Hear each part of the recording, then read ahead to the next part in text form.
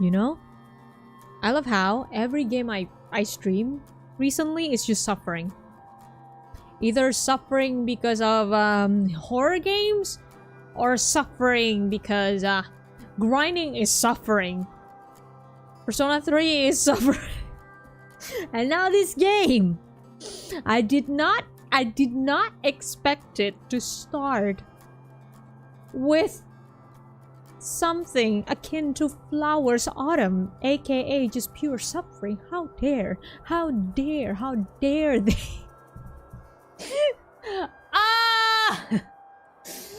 I enjoy all of them though. Yeah, I'm totally not a masochist. Shut! Anyways, let's start the stream. Okay, hold on. Let me just... where is so far away?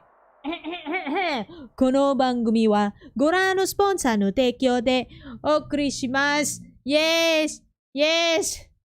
So do you know how long it took to draw this? Just to draw this? It's because of all the fucking colors. It's so fucking hard to draw. Oh man. Anyways, let me just... Oh god, suffering. There it is. There's the suffering. There's the fucking suffering. Oh lord. I can't believe this game is gonna make me suffer. What is this? Flowers? Stop it. Flowers is the only one that should have been able to make me suffer. Come on, game SMH. Anyways, before we start the game, let me just welcome everyone in the chat right now. I see you, Dika, Shingets, Pearland, Fortexi, and Captain, you count? Jesus. And then I see you, Aqua, Myth Gamer, and then Mary, and then I yell at, of course, hello everyone to Lowland, welcome, boon, Ben on to Fork Road Blossoms. It's not Gateway Blossoms anymore, it's just Fork Road Blossoms. Why? It's suffering, that's why! Fork Road Blossoms next suffering. Fucking hell. No wait, what am I doing? I can just load the fucking game. Durr. Again, I really like where this is going. That after, you know, the main characters got together, the main girls got together, of course there's gonna be more. It's not gonna be happily ever after. There's no such thing as happily ever after for any kind of relationship, whether it be a romantic relationship or a friendship, a friend kind of relationship. It's never perfect. Something will always happen. Misunderstanding, fights, it will always happen in any kind of relationship. I really like it that they show it, and it's not out of nowhere. We kinda already see it coming, if that makes sense, because if you remember, at least in the main game, there are still problems. And the problems they have here is something that we kinda have seen in the main game, so interesting. Marina and I show up to Sweet Tooth bright and early. Me as awake as ever. Marina still complaining about just how early it is. Also, hello Alexa and to Wells, Crazy Shipper, hello and welcome boon, Venom to Fork Road to Blossoms next suffering. Marcia Felix, perfect though. There is no way their life is perfect. There is no way they don't fight. I mean, if I remember correctly, they kinda imply the problems they have. I think it was PewDiePie or Felix that actually kinda talk about it a little bit, about time or something like that, that they seem to argue about that. But now I think they seem to settle down. Very nice. Nothing is perfect. Even the couple that you've seen on screen that seems to be perfect. Nothing is perfect, man. When we knock on the door, Cassie swiftly let us in. Wow, I kinda didn't expect you guys to really show up. Oh my god! Bruh! Hello?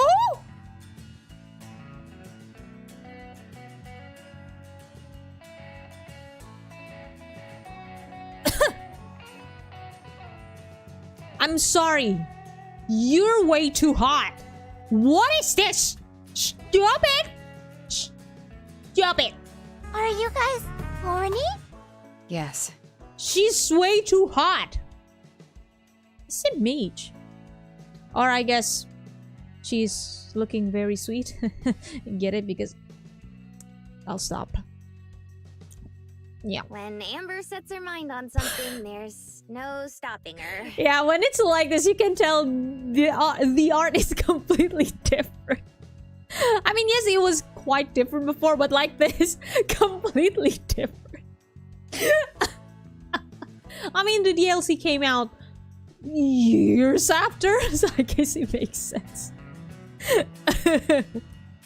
You two are both lifesavers, honestly. I've been here for a few hours already. I'm sorry, you're so hot. Hold on, you're fucking you know what? You can distract me from all the pain. You know what? Distract me from the pain, please. By all means, distract me. Wait, is that what it's gonna be about?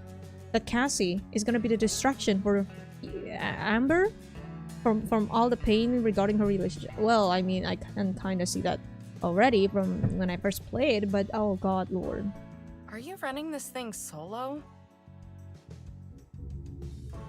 Also, hello, Demon. Hey, Demons, it's me, boy. Hello, land. Welcome, boon. Then on to Fork Road Blossoms Next Suffering. Yep, just me. My recipes, my decorations, all of it's mine.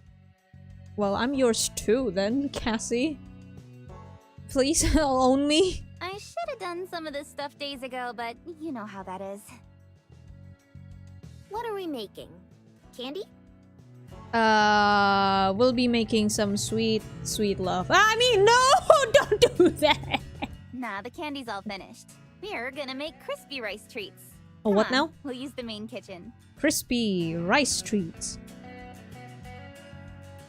Holy shit. The fucking background. Look at the quality of this. Holy fuck. She guides us through the dark store. Oh, what the fuck? Bruh! Yo! I'm gonna go with Amber again.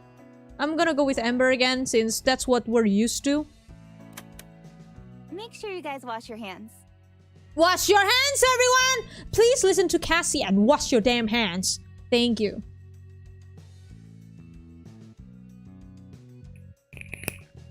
The thing that she points us to is as deep as a kid's swimming pool. Ever made these before? I'm going with Amber, guys. Because, we're still used to Amber because of, you know, in the main game, since it's on Amber's point of view, so I'm going for Amber. Nope, never. You? Tons of times. We can I'm a go pro at it at later. these. Jesus Christ, y'all. Oh, really? Do you eat them all yourself? I wish. They're a crowd pleaser when you've got a family full of little kids. So, what you're saying is, I should What is leave it this all to face? you.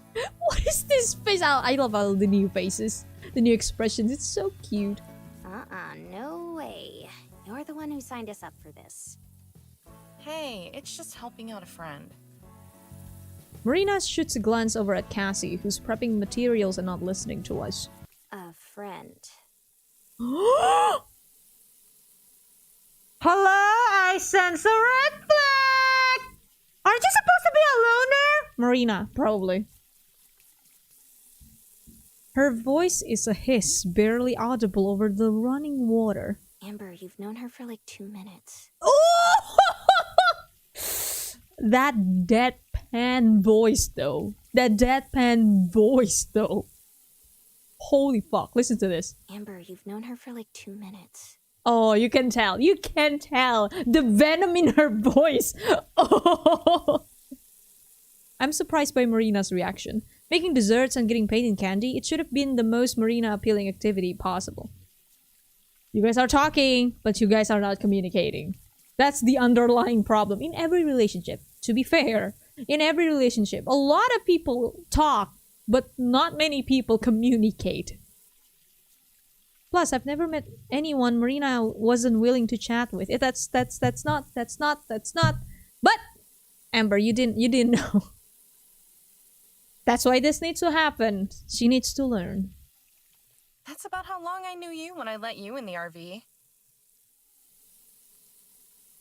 Marina pauses mid-hand rub. Those are like totally different things. Again, when small things happen and you just sweep the small things under the rug, it can snowball into a really, really big thing. They need to learn. Sorry, I thought it'd be fun for us both. Is it normal to cringe here or nah? Nah. It's normal. It's normal. I mean, like I said, they're not communicating, but hey, it happens to the best of us. Marina sighs. Well, it can still be fun. Come on, Cassie's probably wondering why it's taking us so long to wash our hands. Marina always tries to like, shit. The both of them are walking on eggshells. If you notice, the both of them are walking on eggshells. Clearly because they don't understand each other that well. Marina is like, shit, I did it again, didn't I? What am I doing? I shouldn't do this. Okay, fine, let's try to lighten up the mood. Amber does the same! I don't want to upset her. Let's lighten up the mood.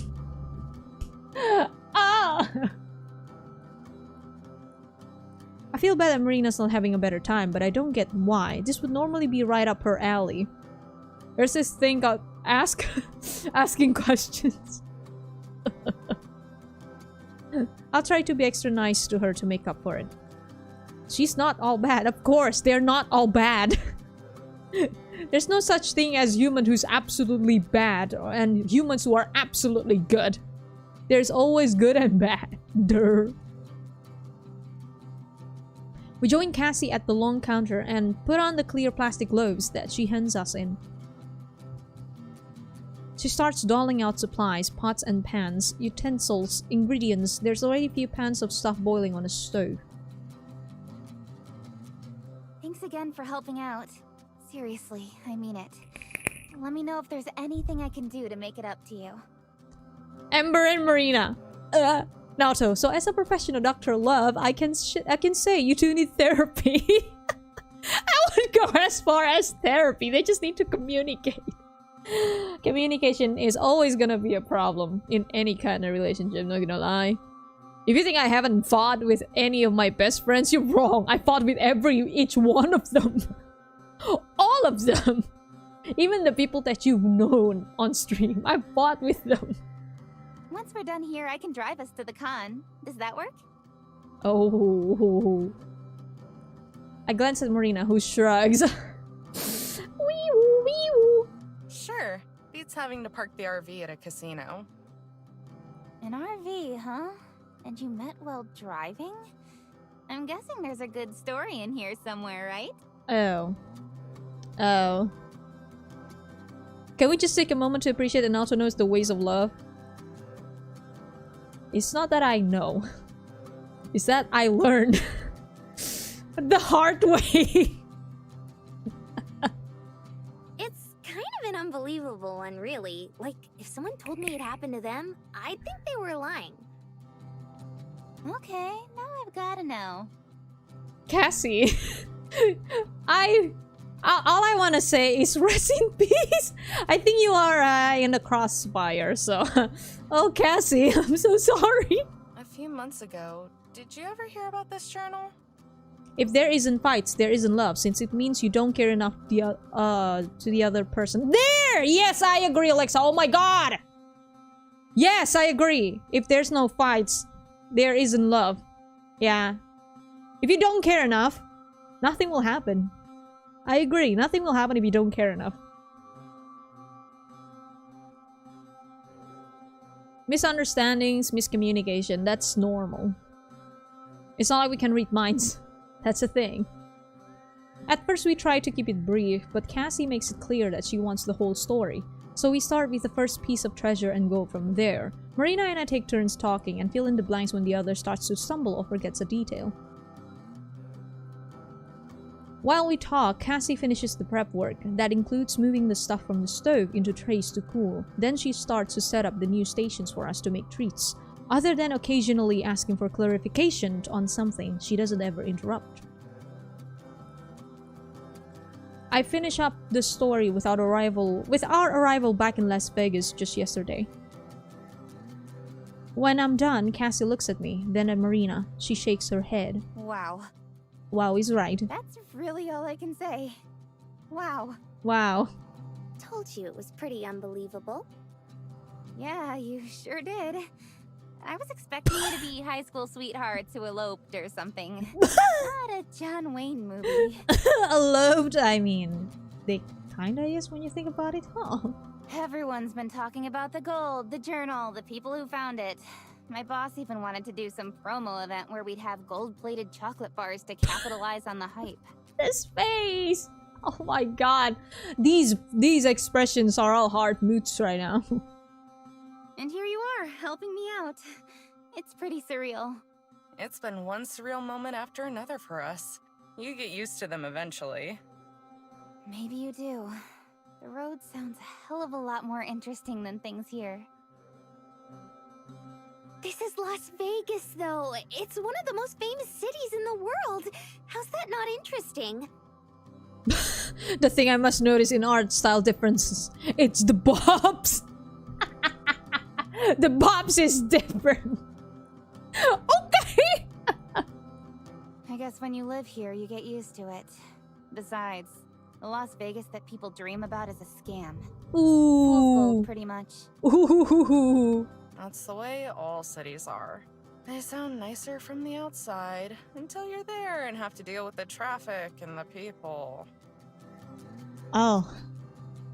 That I kinda agree, I guess. Well, it's more of a the grass is greener on the other side kind of thing. It always seems nicer for everything, but then not really. Everything is the same. Why are we still here just to suffer? You have to excuse Amber. Sometimes she forgets how to have fun. Oh! I'm just saying. I'll bet even Carlsbad sounds interesting when you're not from there. Hey, I can see it both ways. I moved out here because I thought it would be a lot different than what it is. Turns out the Las Vegas they try to sell you on TV isn't real. The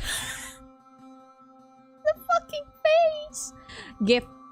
Thank you.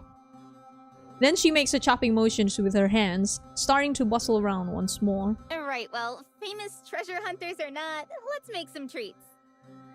She ushers us over to one of the counters, where there are a few groceries bags full of supplies. At a glance, I can see marshmallows, butter, and crisp rice cereal. There's a lot of each. Alexa! You have to excuse Amber. She isn't trying to be mean. She's just a terrible person. My god, I still love that line. I still love that line. All in all, it looks like something someone dumped off here and said, not my problem about. If you want, I can walk you through how to do it. They're kinda low-key fighting, but not really. I hope they don't splash the fight just suddenly and just develops it slowly, TBH. I think it's more that we are seeing them slowly crumbling. We're seeing the cracks in their relationship. That's why. It's kinda, I guess, low-key fighting. We can tell, definitely, yes. There's something wrong here. Before I can even respond or accept the heavy pan that Cass is offering me, Marina cuts across and snatches it from her. Hello, if that ain't a sign! It's okay, I can show her. For a second, Cassie looks a little taken aback, like she didn't expect to be challenged, but she shrugs. Sure thing.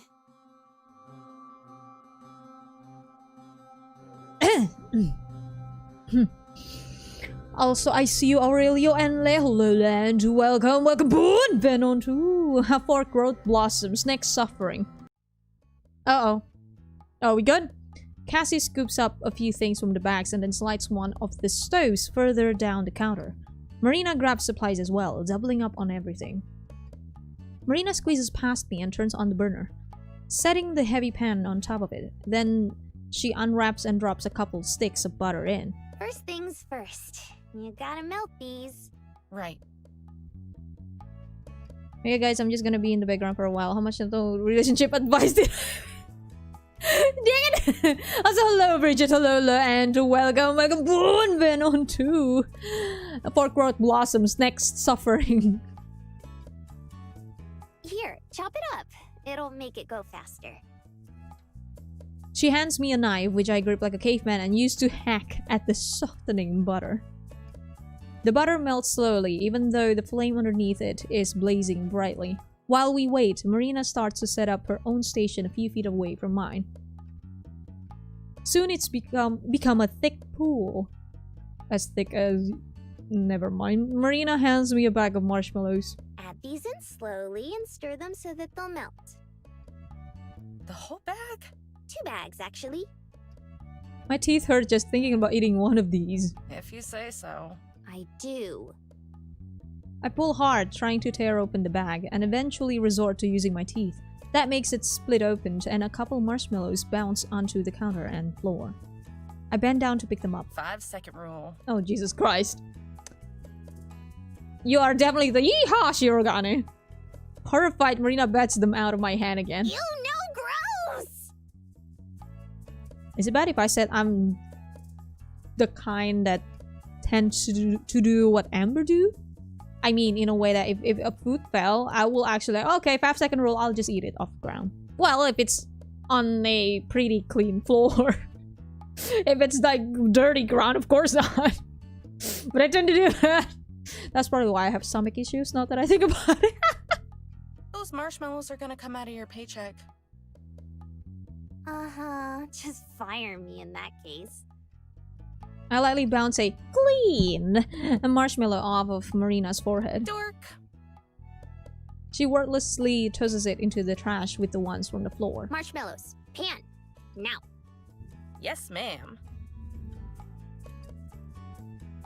I pour the marshmallows into the pan with the butter, where they almost immediately start to bubble and dissolve. Marina's still working on her butter, staring at it even though it's fully melted. What are you waiting on? Christmas? Oh no, Demon, no. Is it bad that I've eaten a burger that I dropped on some... No, that's way too much, dude. Not even I could do that, and I thought I'm really fucking disgusting. Also, look, I got Brung Lulu and welcome boon Venom to Fork Growth Blossoms Next Suffering, thanks. It's my secret technique. Oh, also Katie, hello and welcome boon Venom to Fork Growth Blossoms Next Suffering. Burning it? This time she throws a marshmallow at me. That one comes out of your paycheck. Aww. I head back to my pan, where the marshmallows have mostly morphed into a stringy... God, brain, read. Stringy paste. It clings to my spatula when I try to mix. Are you sure we should add a second bag? This is pretty thick as it is. Thick. You gotta make them dummy thick. Yes, I'm sure. I guess Marina likes them dummy thick. I do as she says and dump the second bag of marshmallows in. The pan is getting pretty full, and I have to be very careful with my movements to avoid spilling any. Meanwhile, Marina's just now adding her first bag of marshmallows to the butter.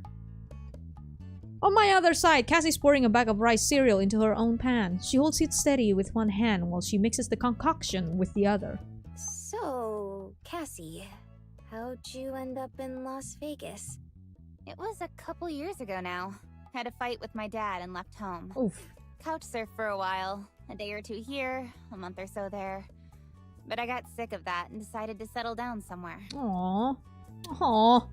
I came out here because it felt fitting. In a dumb kid romantic way.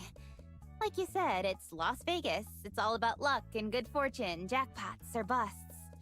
I thought that maybe I'd find some purpose or meaning out here. Aww. Figured out pretty quickly that life doesn't work like that. At least, Oh not that man. easy. The face. But I decided that since I came all the way out here that I may as well stay. It's fucking amazing. All the faces. I'm just gonna take every screenshot because I love them. Got a job at Sweet Tooth because I figured it'd be better working around something I care about than something I don't. And now, here I am.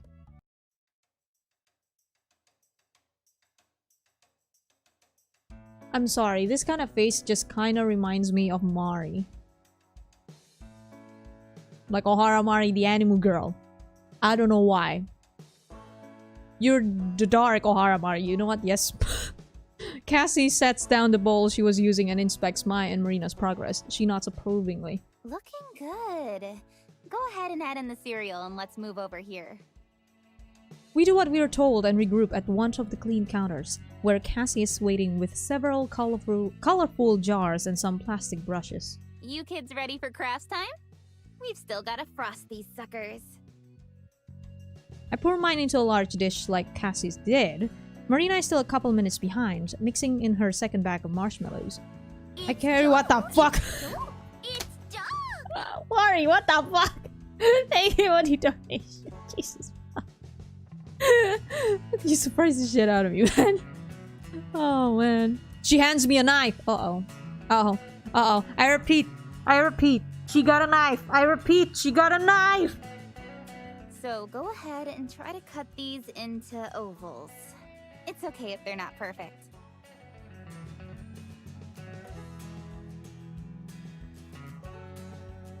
She carves at her own batch like she's cutting a particularly tough steak. With a constant back and forth motion, she goes slowly, trying to keep the line straight. As straight as y'all are, I guess. The curve is tough, but she manages to pull it off. Half a minute later, she plucks out a piece. It's kind of an oval, I guess. Nice, we have Shirogane, Dekomori, and Mari. Oh no, what is going on with this game?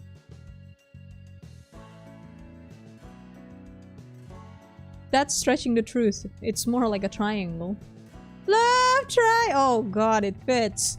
Love triangle! Ah! Close enough. Go ahead and shove one of these in there. In where? Oh. She takes a popsicle stick and rams it into the tree. Okay. Then she props open one of the jars of frosting. Dunk 'em. These faces. I swear you kinda look like just a dark Mari. I swear to god. These faces is just... You're Mari, but you're not a piece of shit. What am I saying? Sorry, Mari. That one Mari. Okay, that one Mari. She jumps the treat in as far as it'll go. That's what she said. Until the frosting covers the whole thing. Once she pulls it back out, a bit of excess drips back into the jar. Give him a once-over with the knife. Deftly, she scrapes and spreads the frosting. Spreads the frosting until it's smooth. Not spreading anything else. While she's doing that, Marina joins us with her own tray. That smells really good. We're still talking about candy, right? Candy? Spreading candy? That delicious sweetness? All over the counter? For some reason, Marina's have a different, richer smell than the stuff Cassie and I made. I know. I told you, it's my secret technique. What is it? If I told you, it wouldn't be a secret anymore, now would it? Oh, I just stare at her. Okay, fine. If you brown the butter for a long time, it turns them super good. Before she can protest, I use the knife Cassie gave me to pry off a tiny bite from Marina's cooling mixture and pop it in my mouth. Oh my god. That's amazing. That's what she said. I need to stop with all the jokes, thank you. It's rich and caramelly, almost like toffee. It definitely puts mine to shame. I can see Marina struggle between yelling at me for stealing and being happy with the praise. How about both? Yell happiness, yes. She settles for a smug nod. Can I try? Oh! Marina begrudgingly cuts off a small piece and hands it to Cassie, who handles it as gently as a lump of gold. Marina- It's joke. It's joke. Mari, what? Stop! Thank you for the donation, what the hell, dude? Come on. Marina watches intently as Cassie tastes it. Is this loot or not? Oh my god, that is amazing. Are we still tasting candies? I'm sorry! It says everything seems well! Thanks. Wow. Okay, love triangle! Is this still candy? Is this still about candy? I think it's still about candy. Well, all of them are as sweet as candies. Despite herself, I can tell Marina's struggling not to smile and appear nonchalant. Okay, now that me and Amber have been put to shame, last step. She rattles a bag of chocolate pieces that are shaped like thin discs. I almost about to read thin dicks, but... Take a couple of these bad boys and stick them on before the frosting dries. 2 of the dicks. I can't help it. I can't help it, but 2 of the dicks get pressed in on me.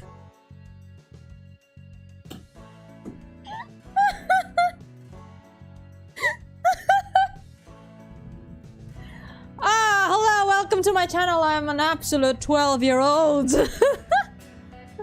She also breaks off the corner of the 3rd disc. Disc, okay, not dicks. And attaches that as the...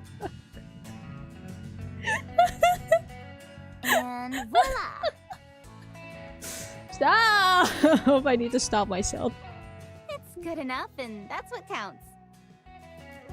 Nato, you're reminding me of that one video you did where you replaced words for dicks. Oh. What should I replace to dicks in this game?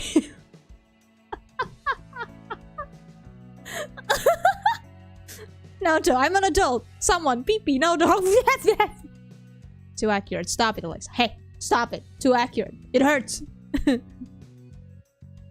isn't perfect, but it's definitely a passable alien.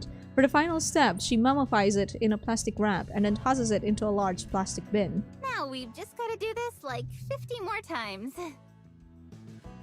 With our directions clear, all 3 of us get to work. It's fairly tough cutting through the marshmallow mess, which has already cooled and solidified by a lot. I have to frequently change my angle to repeatedly step a spot with the knife. A lot like when we were digging for treasure. Cassie also starts to melt the butter for another batch of treats. I finally managed to cut out a rough alien head shape from my tray. If Cassie's first one was kind of triangular, mine is even farther from the target. I don't even think there's even a proper name for a shape, it's just a blob. The popsicle stick... Ugh, God, stomach acid, calm down. Step is easy. But when I try dipping it into the frosting, only a little bit sticks. I pull out and try again. Pull out, okay? But still can't get more than a third of it or so covered.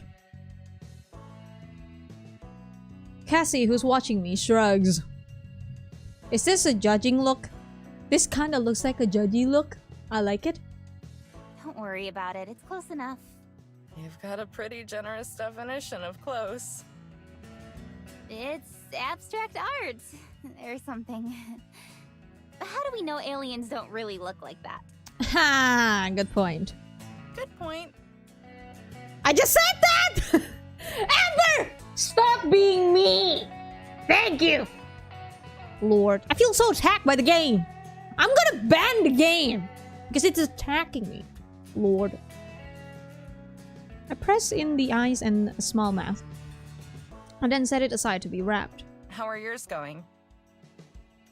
I hover over Marina's shoulder, and this time she doesn't wave me away. She's just finished frosting hers, leaving an artistic unfrosted spot near the neck. Using her fingernails, she snaps the chocolate discs, not dicks, into more jagged eye shapes, and then attaches those using one of the scraps for the mouth. She holds it up for me to see. What do you think? It's out of this world.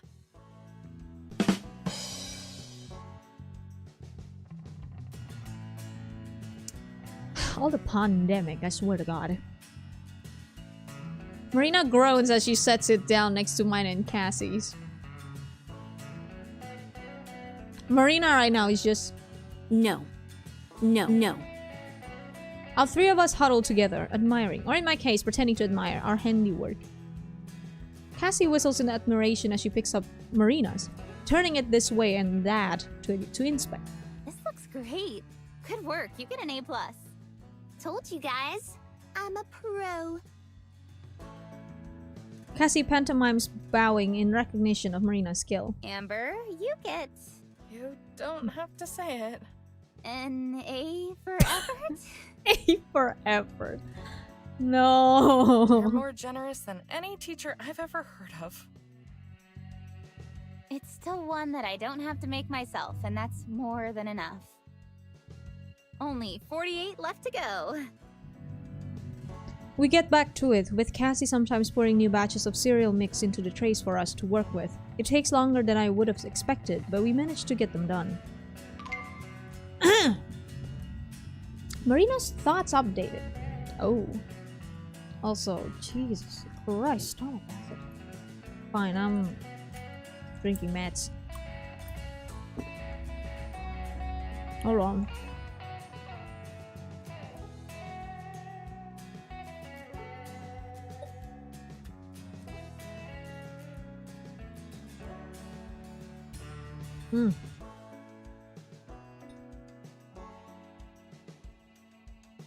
There are thought stuff, basically, Aqua. This game is basically completely new. Not this DLC. That's not what I meant. So, like, everything looks different ever since the DLC. I'm not sure if it's because of the DLC or something else, but everything is very different. For example, even not that quick save. Even something like this. See how different this looks? Jesus. Everything just looks very, very different. There's a clear hierarchy in terms of skill. Marina's are nearly perfect, and would fit in well at a Roswell museum.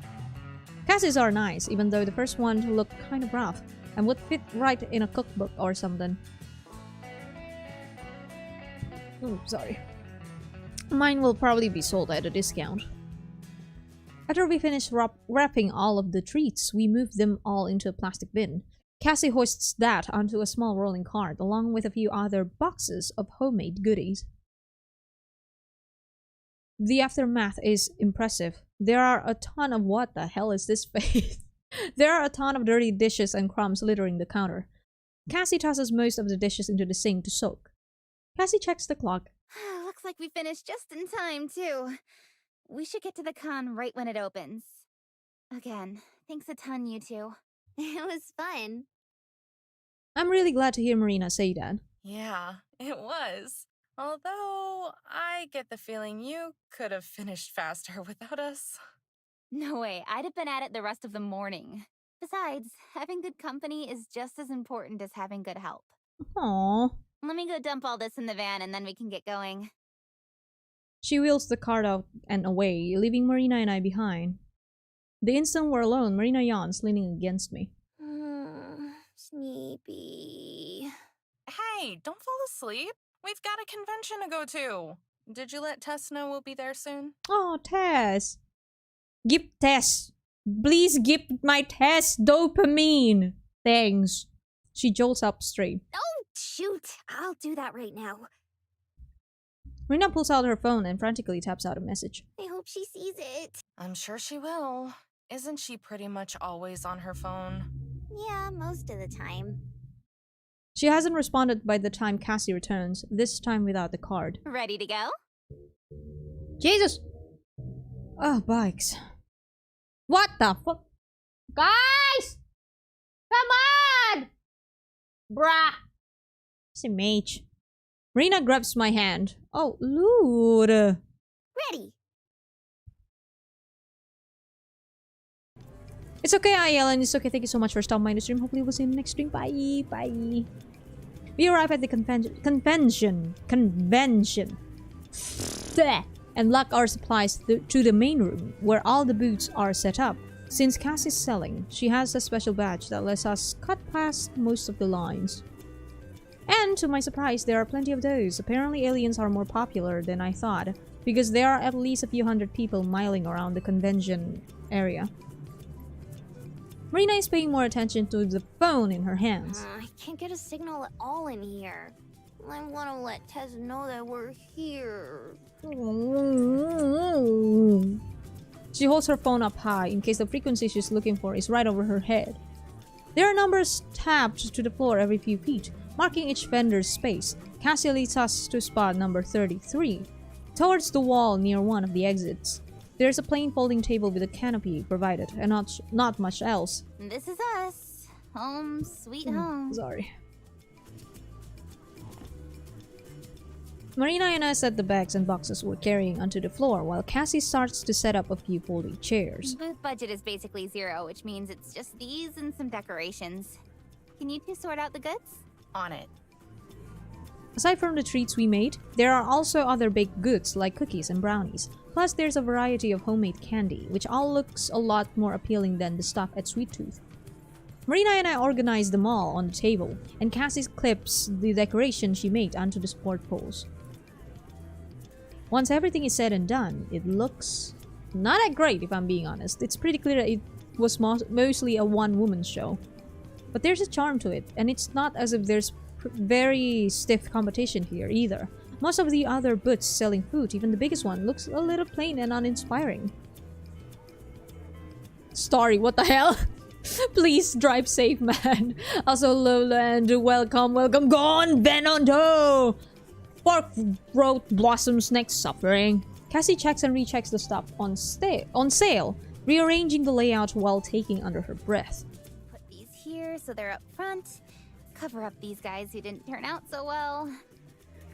She moves some of the cookies around so that the prettier ones are in front, and the few that have gotten crumbly around the edges are hidden. Okay, now these here, or here. There's a bowl of free samples, and she slides it from corner to corner, trying to find the perfect spot. I think about offering to help, but I decide against it. I'm pretty sure she just needs something to fuss over to distract herself. Even though Marina and I are just tagging along, I have to remind myself that this is a big deal for Cassie. Marina and I leave her to her last-minute preparations while we leaned against the wall behind us. Any luck with Tess? No, but I still can't get through. I might have to go outside to get reception. You should just tell her where we are and have her come find us. What if they don't get here for a while? You weren't planning to spend the whole time at Cassie's booth, were you? Wee woo, I sense trouble! Dunno. I hadn't really thought about it. I figured I'd just follow you. Is there anything that you want to see while we're here? Not really.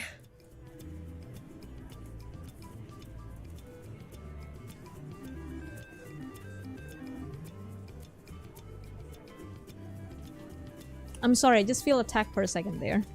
I actually feel attacked for a second there. Oh, if Marina sulks after this, I will ban the game. Yep, she's sulking. Oh, she's sulking. Oh, why? That actually... Seeing this actually happen, well, in game, kind of makes me realize, oh yeah, you know what? Every relationship goes through this thing. Oh boy! To me, this kind of hooky tourist stuff is the same no matter where you go. Stick something in a shiny enough package and you can get people to buy anything. Amber, the point is that Marina wants to be here with you. That she wants to have fun with you. She doesn't want to have fun by herself.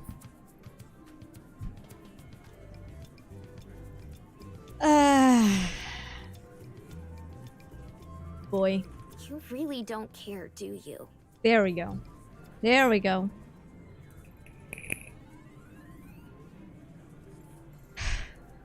This is way too real. How?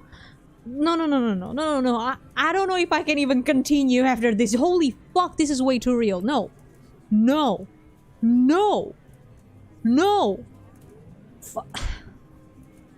Bruh, this hurts. Sure I do. That's why we're here. But I'm not gonna pretend I'm more excited for it than I am. Marina can take that as a way that she might think that you are basically not excited even though she's here.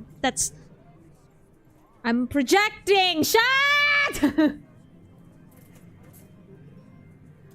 More than anything, I wish that Marina would stop bringing it up. She and I both know that this isn't the kind of thing I enjoy, but I came anyway. Why isn't that enough for her? To be fair, can you lie when you're not enjoying something? Is the solution to this kind of problem is lying about you being excited about something? To be fair on Amber. Every time I try to do something for her, it seems to go badly. Or maybe it's just never... Can you stop attacking me?!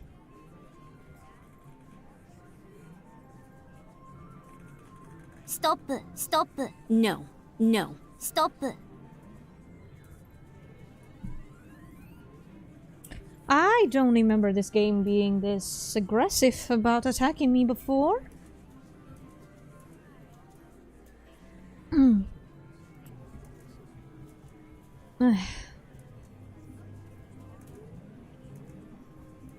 Marina checks her phone again, scowls, and then sighs. They are not seeing eye to eye. That's a problem. They're not seeing eye to eye.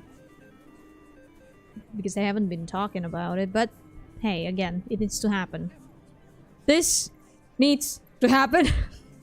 Sorry, maybe I'm just stressed about Tess. I don't want her to think that I'm ignoring her on her birthday. Marina, again, trying to just... Ah, shit. Maybe it's my fault. And you know what? Let's line up the mood. Both of them are walking on eggshells.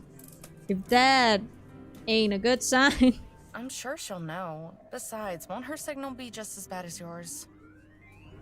This game is giving up real-life PTSD. Aurelio. Yes, you are absolutely correct. This is actually giving me PTSD on my own life. This... Oh, you have no idea. This have happened before. I am the Ember. In case it's not obvious, I am the Ember. And why I keep saying, yes, I know a bit about love, but it's more that I learned it the hard way. I was Ember. It sucked. I guess. It hurts. Just then the PA booms, and a voice announces through the speakers that the convention is officially open for business. Immediately, people start to trickle into the vendors area. Not a flood by any means, but a consistent crowd. Cassie finally joins us, drumming her fingers against her legs. Well, here goes everything. I'm sure it'll go fine. Everything looks really good. I just hope it's enough. The first couple of customers walk right past our booth without stopping or even looking over. Cassie watches them go. Most people pass right by without even stopping. A couple folks browse, but nobody buys anything. Our first sale is to a kid who buys a single lollipop for $1. Cassie very carefully tucks the bill away into a portable cash box that she brought with her. Hopefully most people use a credit card because I only have 50 bucks in change. I'd loan you some of ours, but most of it's still in nugget form. I love how the framing is like this. Look at this. Look at this. They're just talking and then there's Marina sulking in the background. I really love that this game now can tell you visually and not just in text form about what's going on with these girls. I really love it. She loves. Hey, not that I'm trying to get rid of you, but you guys don't have to stick around. I don't want to keep you from having fun. Since Marina's listening, I keep myself from saying anything snarky. Mare, do you want to go try to find somewhere with better service? Sure. I don't want her to miss out on seeing Tess just because she's too stubborn to go alone. Marina can't text her friend because there's no signal here. So we'll go message her and then maybe walk around a bit. We'll come back though. Sure, I'll be here. Have fun. Oh, sorry. Marina and I leave the booth hand in hand. Lud?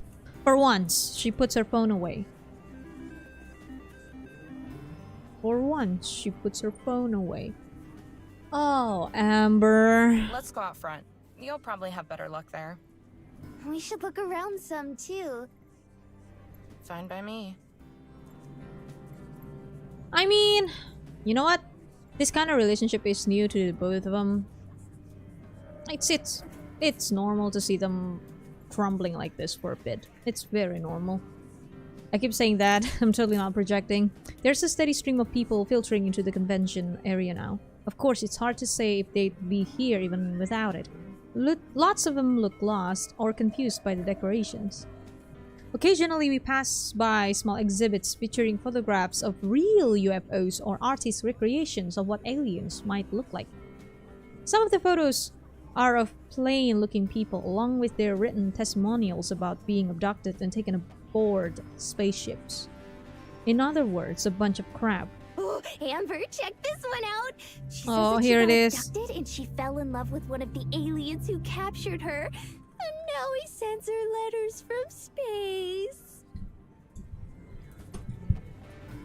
Isn't that romantic? Then again, I guess there's plenty of people who buy into this schmuck. Don't say it. Oh, thank fuck. Whew. Whew. Please, stop. Once Marina's done looking around, we finally make it back outside and lean against the wall where it's nice and shady. Any better? Barely. I've only got one bar. I guess that's good enough. She types out her message and then glares at her phone. After a moment, she angrily taps it. Ugh, it doesn't want to send. I thought you had a bar. Sometimes a bar isn't enough.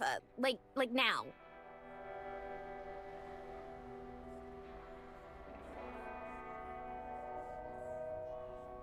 Hey, I never thought that not even horror makes me suffer like this. Ay, ay, ay, ay, ay. If it's useless, then why is it there? Why not just make it 0 bars? You're not helping, Amber. You're not helping. Oh my god. Not now, Amber. I'm just asking. After a long moment, she finally sighs with relief. Okay, it finally went through. You know, this kind of thing, the reason why it's just, well, I already said it. Something like this happened to me too. Like, I was like Amber. I don't like this kind of thing. Going to conventions, I don't like it. But then my partner then really likes going to some place like this. And I was just, I have problems with being in a crowd. And it always, my anxiety will just rocket up to all kinds of, yeah. It just, nope, just nope. My anxiety will be like, nope. And I just hate crowd to begin with. But then we got in a fight because I look like I'm not having fun. And then she will be like, oh, you're not having fun even though I'm here. And I'll be like, that's not it, but holy fuck. There we go. I can't help but talk about it now because this is triggering me, man. Now what? Now we wait for her to text me back. Wish we could wait inside. It's okay, girl cool, it's okay. Thank you so much for stopping by, man, and hope we will see you later. Bye. At least Marina has her phone to keep her occupied while the time passes. I just watch the people going in and out of the casino, thinking about how I'd rather be somewhere else. Not those relationship experiences highway blossoms without treasures. Kinda. In a way. Oh man. And to be honest, I don't know the solution. If you ask me, I don't know the solution to something like that. It really is about meeting in the middle. That's it. That's the only solution. You need to meet in the middle. Sometimes you just gotta sacrifice something for the other, but not sacrifice everything. That's not healthy. After a few minutes of silence, my patience is running out. Oh, yeah, this doesn't sound familiar at all. Still nothing? No, doesn't even look like she's read my message. Maybe her phone's dead or not with her. Yeah, maybe. Wanna head back to the booth? Wow, that didn't take long.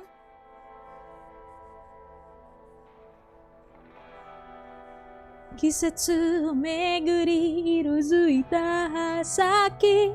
We can stand around some more if you want, I guess. Ah, both.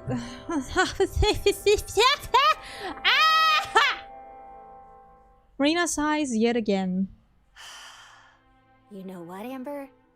Just go back to the booth. It's about being honest, but there's also a matter of finding the right time to be honest. Absolutely. Absolutely. Honest, yes, but it's never black and white. Sometimes being... yeah, definitely the time. If you're being honest in a wrong time... oh boy, you just fuck yourself. Not in a lewd way. There's a harsh bite to her words. It takes me off guard. She immediately notices and shifts gears. Her expression softening as she looks everywhere but my eyes. Kisetsu omeguri! I still need to find Tess a gift. Hey, I can help you look. I want to dig a hole and just crawl into it right now. That's all I want. I want to dig a hole and just crawl into it and never come out forever. It's fine. You'll have a better time with Cassie anyway. Ah! She said it! No!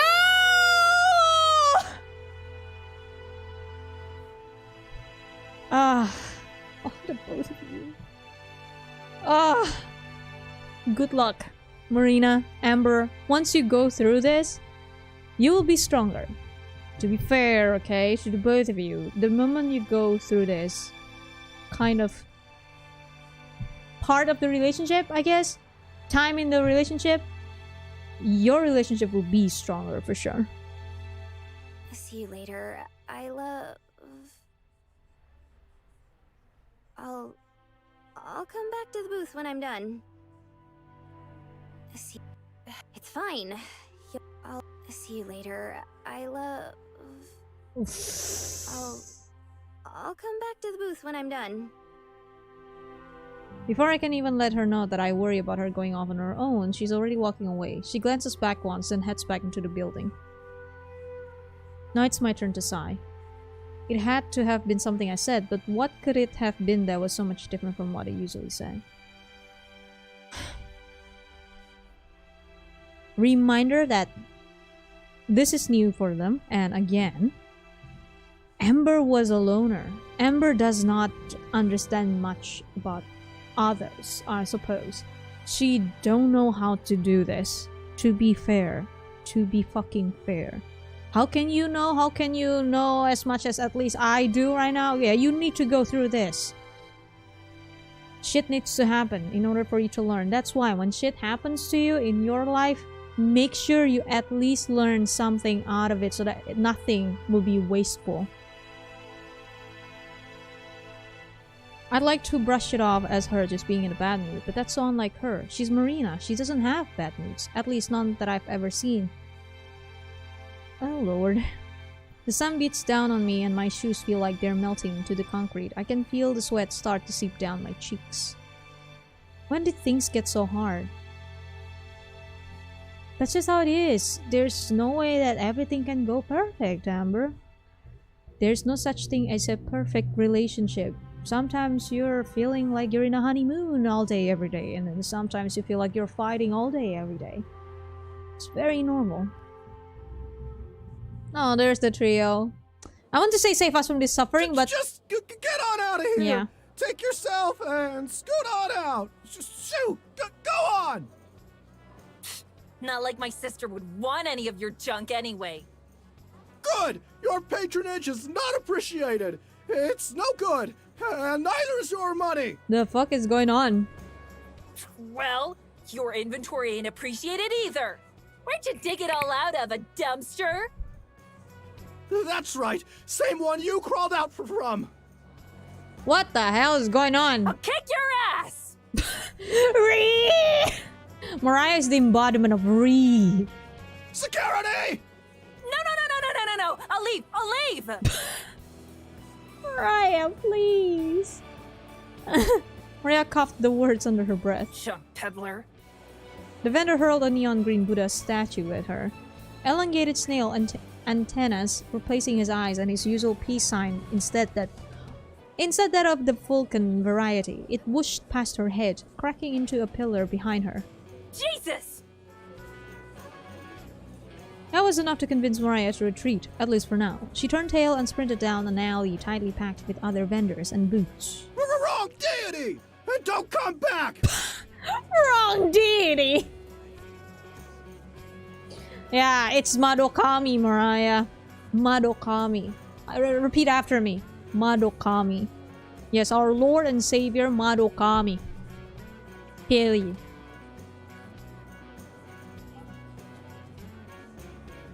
As Mariah was dodging in and out of congested crowds and shoving strollers out of her way, she considered only for a moment that this was the karma Joe had tried warning her about. Of course, admitting that would also be admitting that Slacker was right, and she wasn't about to give him the dignity. There was one thing he had been right about, though, something that even Mariah, still stumbling around in the fog of her morning hangover, could see. The squirt was sad.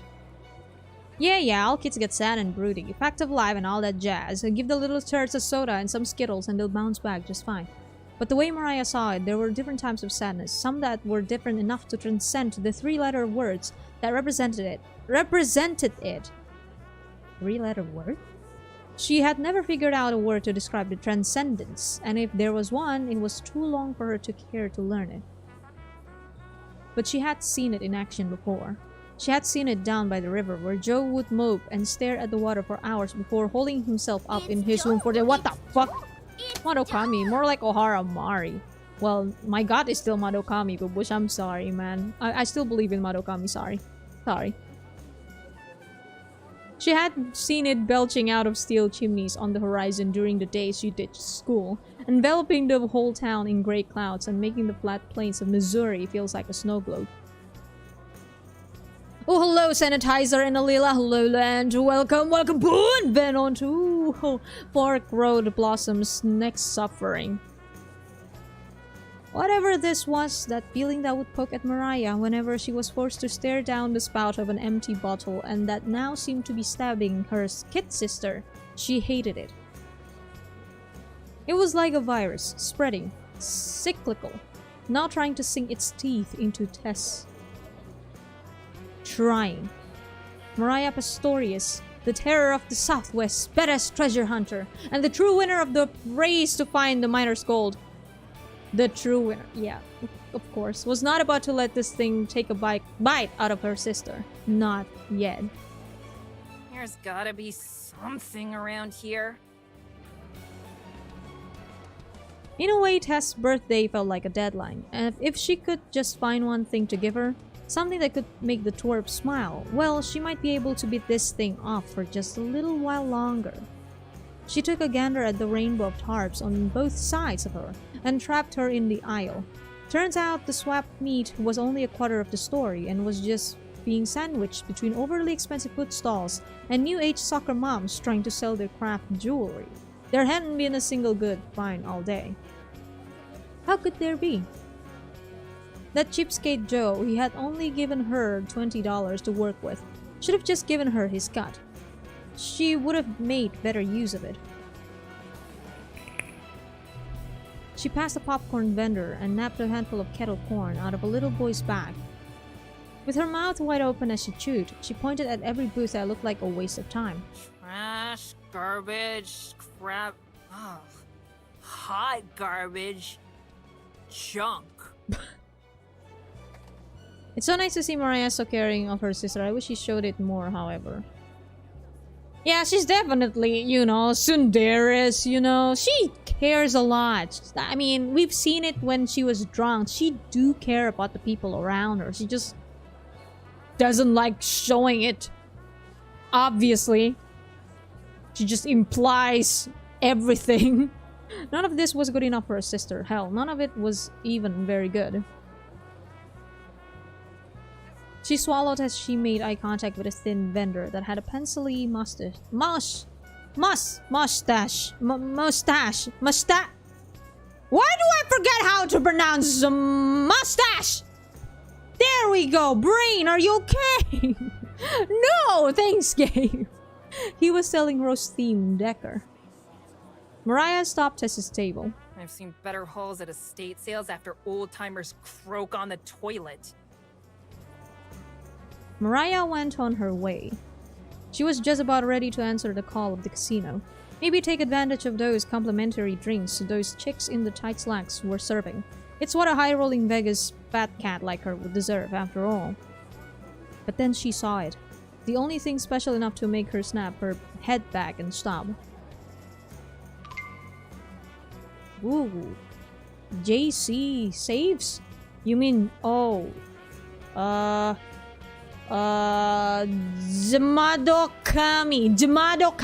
confirmed saves. Yes. A license plate nailed out to the top of a wooden display. Nothing particularly special to Mariah. She saw them on the road every day and often used them fraudulently depending on which county they were in and if they had a warrant out for her. But to Tess, these rectangular wonders were treasures. But what would make this license plate special to Tess was the sunflower slapped on the middle of it, shining through the black test like a sunbeam. It was perfect for her. Her flat eyes always got slightly less flat when they passed fields of them growing on the side of the road. Sunflower wallpaper, sunflower seeds at gas stations. It was the only thing the kid seemed to identify with more than red, white, and blue itself. The state in question, the faraway land of Kansas, a place so foreign to Mariah that she often doubted the legitimacy of its existence. Now, Mariah wasn't an expert on the geographical makeup of the United States, or most things really, but she had bunked her head on enough of Tess wind chimes to know which ones she did and didn't own, and Kansas was one of the several missing. Mariah marched over to the booth until she was close enough to smell the sticks of burning incense wafting from it. Hey. She called into the booth. It was bigger than the others, the tarp leading into the row behind it.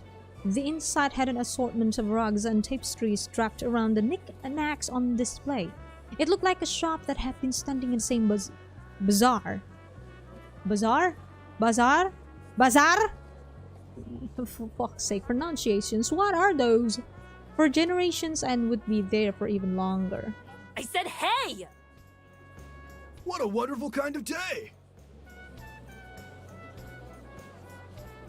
Standing up from behind a stack of boxes, a man with a vape pen dangling from his mouth coughed out a greeting to Mariah. Did you just say vape? Sorry for the delay in service, sister. Still unpacking some artifacts, it would seem. Mariah's nose wrinkled. She squinted into the man's retro sunglasses, but couldn't make out anything past the frames. I freak. How much for the license plate? I'm selling a license plate? The man craned his head out from the booth and looked up. His curly hair bobbed at the slightest movement. Oh, guess I am. Mariah dug out her 20, ready to cuff it over and get her change, but the vendor shooed it away. I'm afraid that's not how things roll here, sister. Oh, Lord! Who doesn't like cash? You some kind of commie? Oh, Lord. He folded his hand and pointed both index fingers up. Read the signs from above.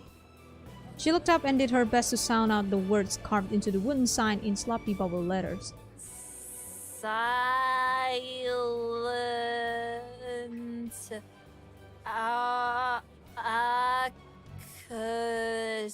auction.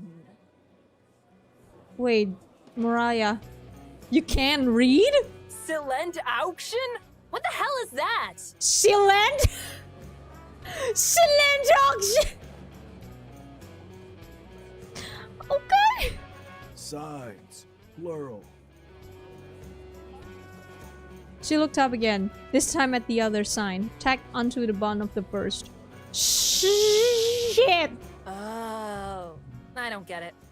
Sis, you know how to hold a pen, right? Oh dear. Haven't done that in a while, but I probably still do. Oh, that's not a good sign at all. And you know how to use it? Skating on thin ice, buddy. Lake ain't that deep, because that's all you need. He slid out a sheet of paper from beneath the table and plopped a pen, tapped to a hawk feather right alongside it. Just write down how much you think it's worth. Get it? The cogwheels in Maria's head turned and rattled. She looked at the rows on the paper. A column for bits and a column for notes. It still took several more seconds before she got it. So some leech could swing by once I leave and outbid me? But ain't that how auctions work? Oh dear. Mariah was immediately suspicious. Anything that couldn't be claimed as her own through will or skill was a scam as far as she was concerned. And with only $20 to her name, the quiet tug of restraint called to her. But there was restraint to accept the excuse of useless pansies too afraid to act? Nothing. It didn't exist! Not to Mariah! Especially not where there was the risk of Tess turning into a slug! Fine, but if this is a farce, you're roadkill! She held the pen in her fist like a knife and carved the starting price into the first. Like a knife? You mean like this? Oh, I've seen people write like this though. When was it? I feel like either when I was in middle school or high school. I don't remember. But I've seen people write like this, and actually they have a good handwriting, but they write it like this. It's so weird. I don't know how they manage to do that, but Jesus. Only $1? You're killing me here, sis. She thrusted the tip of the pen at him. If this thing is a hoax, you're gonna wish I actually did! I hear ya. Really, he didn't. He grabbed a nag timer from the end of the table and wound it. The continuous ticking began. Auction time is 60 minutes. Best of luck to ya. Jesus fuck. Keep your luck and give it to any sap who tries to get in on this. They're the ones who'll need it. I'm gonna guess that Marina Amber, or just Amber, is gonna be fighting for this particular plate with Mariah. Calling it now. I'm calling it now. Mariah gave him one last scowl, then slithered away, pushing her hands deep inside the pockets of her jumpsuit. She'd be back soon. 59 minutes remain. Oh dear. Oh dear. Oh dear. Suffering. I looked back at Ember once, then head inside. She looked so confused and helpless out there all by herself. Of course she does. I just got angry and stormed off. It's mean, but there's a big part of me that's actually happy that she is. How gross is that? But at least now she can feel it too. This is way too human. This is way too real. How is this fucking possible? Jesus fuck. What it's like to have no idea what the person you love is thinking.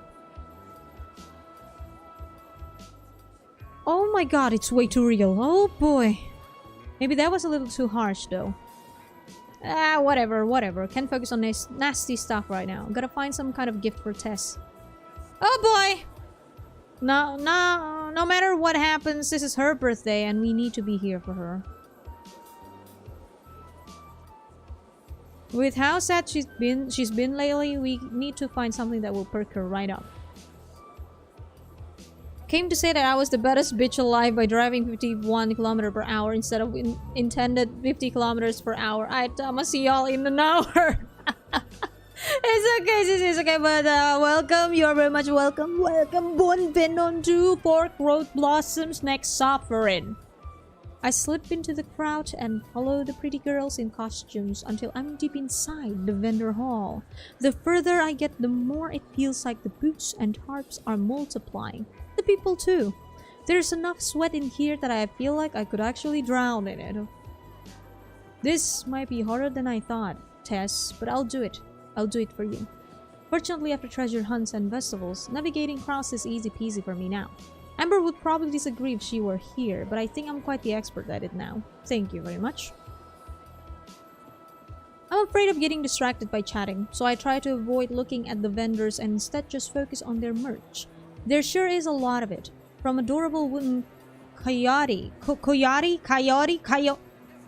Coyote. That one. I don't know. Carvings to really out there art with that my mom would shield my eyes from if she saw it. But none of it screams Tess.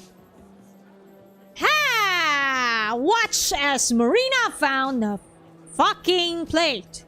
There are toy vendors and stuff, but Tess isn't into stuff like that. No kid is a regular kid, but she's definitely unique. And I want to make sure we give her something that's unique. Thankfully, I don't have to zoom up and down the aisle for very long.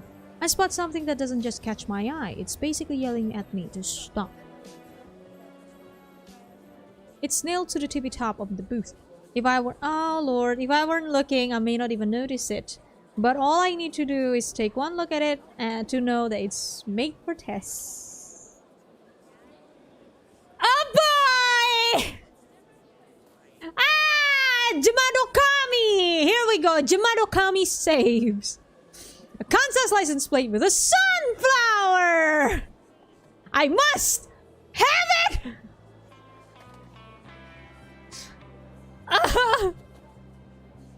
Veering off course, I swing over to the booth. How much for the license plate? I don't mean to, but my hand slam on the table. An itty-bitty timer on it falls over. Ah, so I guess this thing really is a hot commodity. So you have a lot in stock then. Thank goodness. What a relief! This will make Tess positively positive. People die if they are killed. Afraid not, Bubbles. Read the sign. I looked up at the plate again. The license number spells out JC Saves. From God? Yes, from Jamadokami. You're my second customer of the day, not the second coming. The other signs. Plural. This time I look at the one sign. Signs. Silent auction. Oh, I know those! My school did them for fundraisers. He puts a finger to his lip and smiles. Even under his thick round sunglasses, I can tell it's a real smile. I whisper. I know those. This'll make it easy then. He unfolds a sheet of paper and smooths it out on the table. I stare down and look at the first row. Someone's already bid on it? Just a few minutes ago. Don't mean you can't, though. Wow, talk about good timing. It must be fate. I'll do it. $1 isn't a lot. I cannot beat that. No sweat. But, how will we tell who's who? There's no name on it, just their bid. Don't you worry your pretty little ponytail, or whatever it is. They used a black pin, so you'll just use a purple one. He slides a purple ballpoint out of his sleeve like some kind of crazy magic trick and tosses it over. No, it's sealant auction. Sealant auction, exactly. Wow, Mr. Vendor is really slick. I get it. An extra silent auction. No, sealant auction. That's right. I put the tip of the pen to the paper and write down my bid. 3 United States dollars. Sorry, whoever you are, but there's a sad little girl who needs this a lot more than you. Oh boy. Hey, all is fair in love and bidding wars. Battle ain't over yet, though. He sets the timer right side up. There's a little under an hour left in the auction. When this thing rings, it's all over. I read the timer and gave him a quick nod. Okie dokie. I'll make sure to check in before that. See you soon. I try not to smile too much as I walk away. Tess is going to love this. Can't get too excited just yet, though it's still an auction after all. You never know what could happen in 50 minutes! Like Mariah! Mariah could happen! Hey, freak! What the hell is this?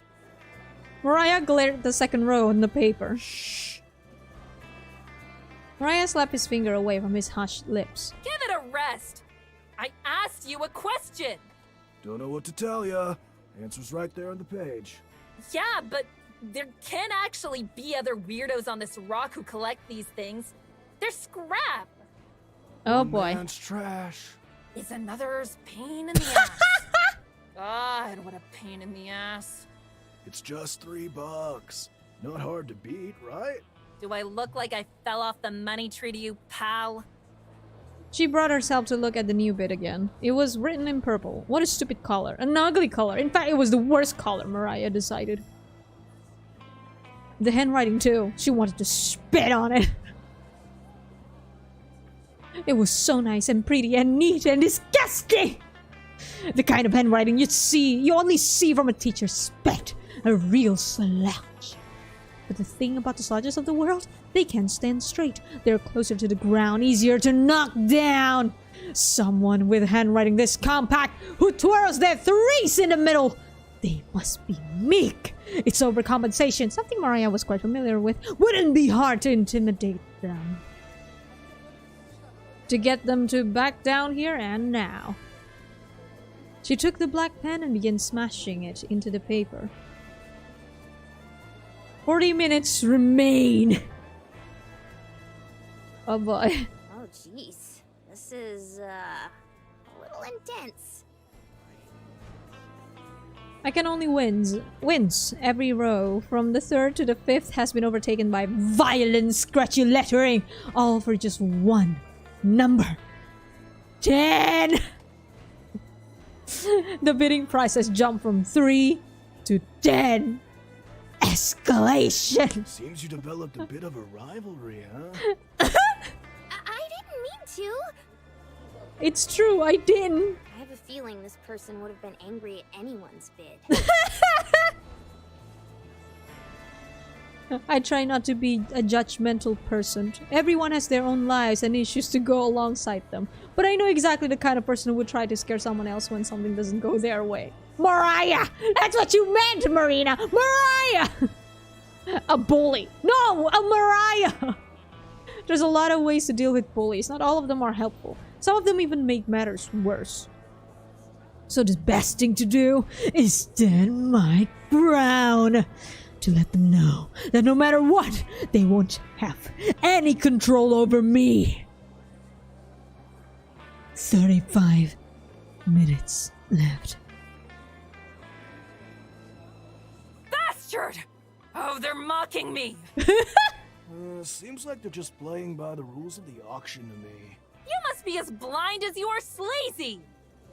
She snatched the paper off the table and shoved it to his face. There's a smiley face on it! Marina, no! What's that look like to you? Written form of $11. Ugh, that's part of it, but look closer. That is a smiley face! A smiley face! Can you believe that crap? Whoever did this didn't just bid one more dollar to flex. They wanted to teach me a lesson. So what are you gonna do? Mariah thought about it. This was a direct attack on her pride. Purposeful too. If she had to fight for what little remained of her dignity and her sister, then so be it. She would go for the jugular. What I always do. Win. You lost to Marina though. To get the gold. And Marina got the gold. Just saying. Excuse me, is it okay if I ask you something? Mr. Vendor takes a deep breath on his vape. The steam streams out of his mouth like a fog. I've never actually seen someone do it in real life before, but it kind of smells like rotten bubblegum. I don't think I like it. Oh, what kind of liquid do you use? Ew, rotten bubblegum. I mean, what? When was this released? 2012 or 2013 or 2014? I don't remember. To be fair, the vape from those days, the liquid are all shite. Ask away, Bubbles! What's this crossed out word right here? I pick up the paper and point at it. Altogether it says... Fuck you!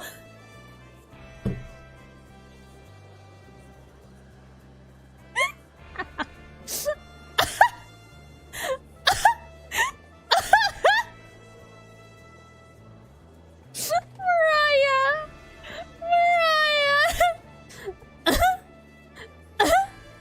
Ah. Well, it's a message from the other bidder. Bit too profane if you catch my drift, so I scratched it. Profane?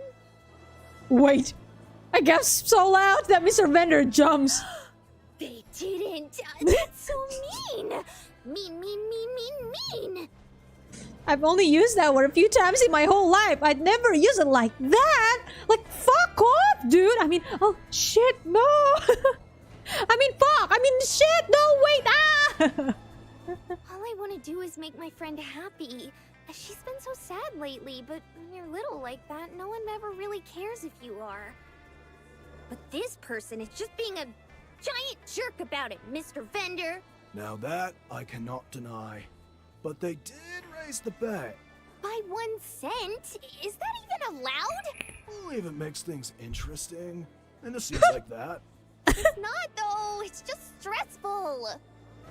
We're not even betting that much money. So why is this person taking it so seriously? Unless they don't have a lot of money? I mean, they did start...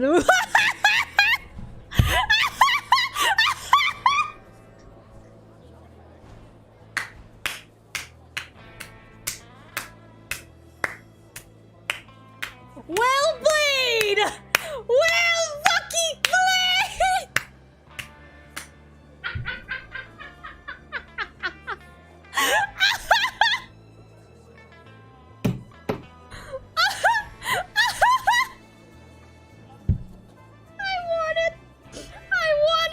I want this in my life.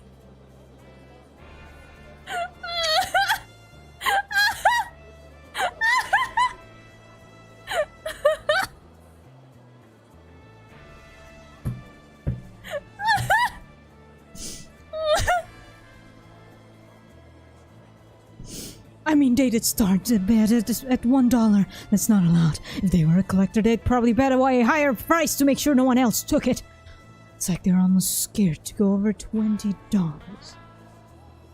If Amber were here, she'd probably try to end this by throwing down 100. It would be extreme, but we have the money for it. But if I did it, she'd probably just tell me that he was irresponsible. It's so easy for her to nitpick me, but not herself. Oh.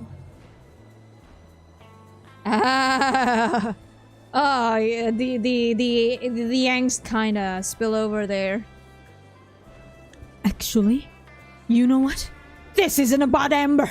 This is about Tess!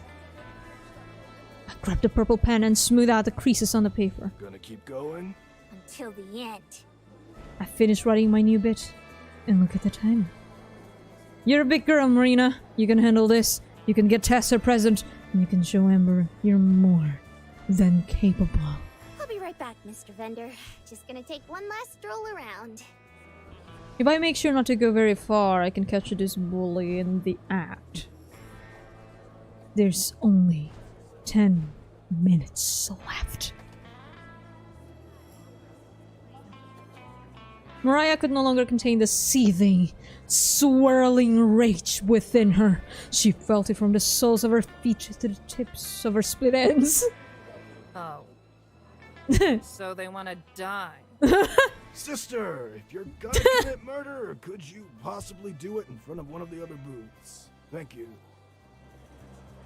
She ignored him, possibly didn't even hear him. Instead, she just muttered to herself. $19. That's all their life was worth, huh?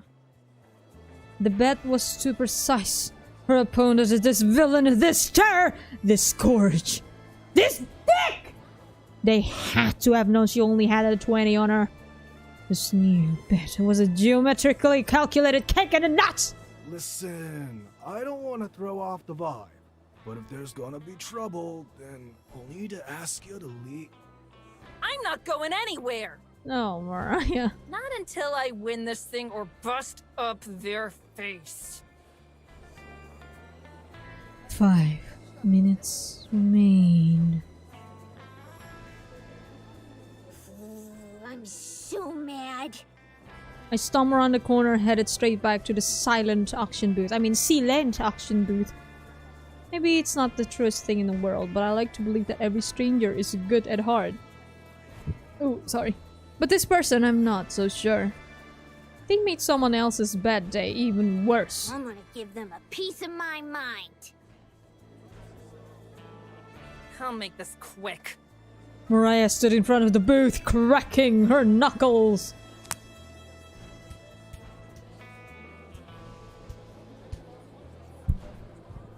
Like that? Cracking knuckles right like that? She would have gone upset over this any day of the week, but the fact that this was supposed to be for Tess made it extra personal, even if the other person had no way of knowing. Well, they would know after this. She would make sure of it. Oh, I'm gonna kick their ass. I march like a soldier. And after that's taken care of... Mariah waited impatiently. And once that's over with, I'm gonna win! I'm Oh, gonna Lord. win. Oh, why you two? I spot the booth and there's like a split second where I feel like a muscled up superhero or a pro wrestler. I'm sorry, but I heard this bet is super precise as this bet is super sus. This bet is sus! Voted it! Vote! Red did it! Red is sus, not gonna lie. This bet is sus. What is this, Among Us? Oh, you know what? Instead of Among Us, I'm sorry, this is very random, but it just reminds me. The game that people have been playing these days, it's either Fall Guys, Among Us, or there's this one thing called Phasmophobia. I've played it yesterday, the entire fucking day. I loved the game so damn much. Phasmophobia is so good. I love it. But you need to play with friends though, in order for it to be so much fun. I played it with Poki and Kakabruang. And it was so much fun. And nobody dares to go in. Everyone just stay in front of the door. That was stupid. I'm not interested in Among Us, Lay. In fact, I don't like it. I don't like it at all. A chili pepper red bandana attached to long blonde hair and a jumpsuit and bobs. Oh my god, that's Mariah! Mariah! It's been forever! Oh boy. The happy tears start rolling and I start strolling directly to her. It's not every day that you see a friend that you don't see every day. It's like I was never even angry to begin with. She must be happy too, because the second she sees me, her expression changes from sour to, well, she's sort of hard to read, but that can be anything but happy. There's teeny paws after I run up to her, she just kind of looks at it. But I'm so excited I can't do anything but jog in place. Instead of hug, I think she bought a fuck you. Not in a lewd way, I think she bought to sock you in the face. You want to play Phasmophobia? With me? I don't know. Sure, I guess. Oh, is it scary games? Very. Yeah, what Alila said. Very. Depends, I guess. It's an incredibly good horror game, I'd say. An incredibly good multiplayer horror game. Although, Aqua, I have to warn you, if you were to play with me, you cannot be too serious playing it with me. Because when I play Phasmophobia, I don't play to actually get it right or correctly 100% very fast, very quick. I just mess around and shit. I like it's more fun to mess around, okay? Ooh, she must have been drinking. I can smell it all over her breath. She absolutely needs this hug. I dive in and give her a big long hug. Her clothes are stiff and a little smelly. So I try not to breathe, but I hope it does her some good. She's always arguing with Joe, and I know when I argue with Amber, all I really want is a hug. That's why, Aqua, if you were to play with me, I'm warning you. I mean, you know how it is with my streams, right? Especially when I play with friends, exactly that. But scary games. I mean, Pokey literally asked, hello? Give us a sign, are you gay? It was fun. Phasmophobia is so much fun. If I want to play it seriously, I tend to play it on my own. That's what I actually do, play it seriously. If I'm playing with friends, I don't want to play it seriously. That's boring. She doesn't hug me back. Not that I really expected her to. Just kind of stands there like a tree. Hey, other one? It's Marina. Yeah, whatever you just said. Same old Mariah. I have no idea why her and Amber don't get along. They're so similar. I think it's the fact that they're similar. Marina. I break away from her and then just stare at her and smile. She wrinkles her nose. I'd ask what you're doing here, but I guess it's not really that surprising, huh? The only thing that's surprising is that you and your worst half Yeah, are Bridget. crazy enough to drive all the way out here because of the brat. That vendor must be staring awkwardly right now. The vendor's like, oh, they're friends? Oh. Oh, that's... Oh. The vendor is like... I haven't been this entertained in my entire life. Oh no, anything for Tess. You guys could be in Timbuktu, and if it meant we could meet up, we'd make our motorhome float. Gross, but thanks, I guess. The kid'll appreciate it. Things have kinda been on the rocks lately. Oh. She looks up at the JC Safe's license plate like she might be able to pray it into her hands. When she's not paying attention, Mr. Vendor's jaw pretty much drops to the table. He points back and forth. But why? Why is he? Oh crap! Gravity! Crap! Mariah's the other vendor. Oh no!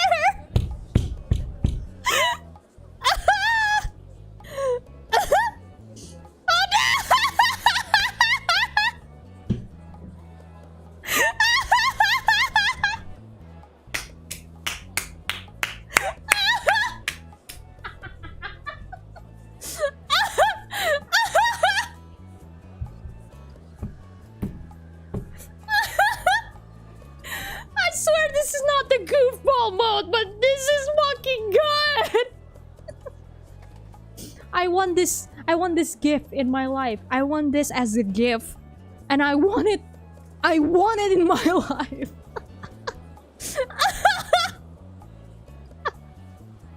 This is so fucking dumb. I love it. Oh man. Can I have the two thing together? Yeah, the 1, 2. There we go. Thank you so much. Oh god, this makes way too much sense now. The scary numbers, the escalation, the harsh words. Got a problem? Oh boy! What? No, of course not. Stop being so silly, Mariah. Well, I got a problem. Oh no, Dashina was the other bidder. If she finds out, she'll totally kill me. She'll use my bones as toothpicks. My scrunchy for floss! Really? All I can do is smile. Maybe if I smile, she won't catch on. But Mariah's sharp like a rusty nail. She'll absolutely see right through me, just like when we played poker. Sure do. I'm not even sure those were words. They came out more like a growl. And it's with the no good, Here it comes. lousy, Please don't hit me, Mariah. yellow-bellied, I hope Ember finds my remains one day. slouch who's trying to outbid me for that crusty old license plate I'm nabbing for my sister. She doesn't fucking realize it. What a dumb. I love her. She thrusts her arm out and points a single claw at the license plate. Her cheeks puff out in frustration, and for the first time, Mariah doesn't seem so scary. Does she really not know it was me? This is such a mood. This is such a fucking mood, man. Ember always said that Mariah was as dumb as the slut she was birthed from, but I don't think that's true. Maybe she's just not that perceptive is all. Well, let's not look the gift horse in the mouth, shall we? It's a good gift for her. We both turn and look up at it together. You think it'll make her happy? Sure, it's her birthday and she would deserve a gift regardless, but I think it's more important than usual that she gets something that makes her happy. That's the whole reason I've been so intense about getting her something. Nope. Huh? Then why are you... Because there's a difference between being happy and getting someone to smile, you ditz. Ooh, I like that. Ooh, Mariah! Dang, that's deep. That's deep. But that's actually true. There's a difference between being happy and getting someone to smile. That is actually true. Ah, crap. I said the quiet part out loud again. Oh, so cute! So The quiet part doesn't even bother me. Every single one of my brothers and sisters have called me something worse. Even the 5-year-old. So, are you going for the smile then? Hey, look at you with the brain cells and junk. She sighs, then hides it with a yawn, then sighs again. That's so cute! Mariah, you're so cute. Oh, she really is like Amber. She has trouble expressing herself and everything, though it's cuter when you don't have to date the person.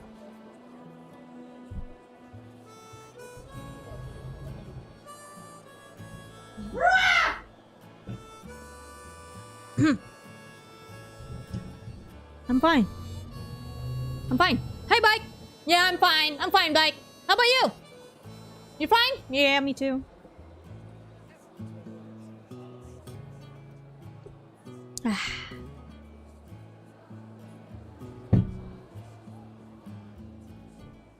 Oh boy. But yeah, I am. I don't got what it takes to make her happy, and if I'm being real, I don't think anyone does. The kid's destined to be miserable, just like the rest of us. Oh.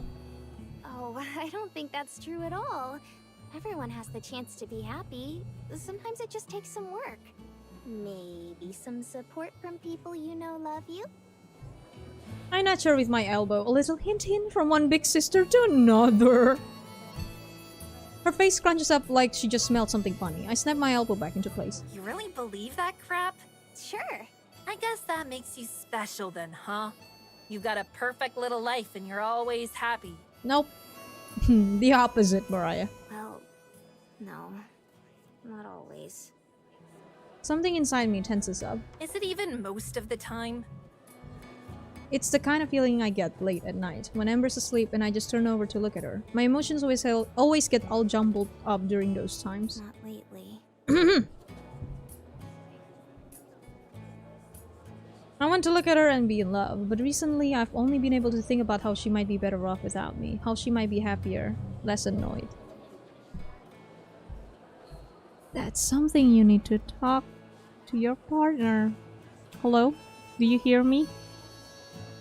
Marina. Hey.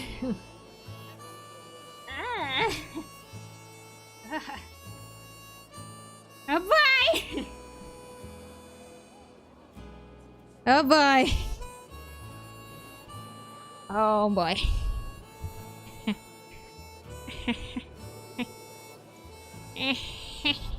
That's what I thought. Eventually, everyone's like that. Soon enough, it'll be Tessa's turn. I really wish I didn't have to hear this. It's a terrible way to look at the world. I just want to pluck my ears until she's done with it. The worst thing that could happen is if I actually start to believe her. But if I can stave that off a little longer, so she doesn't have to deal with it yet, then I guess I'll have done something kind of useful. Oh, Mariah. Aww.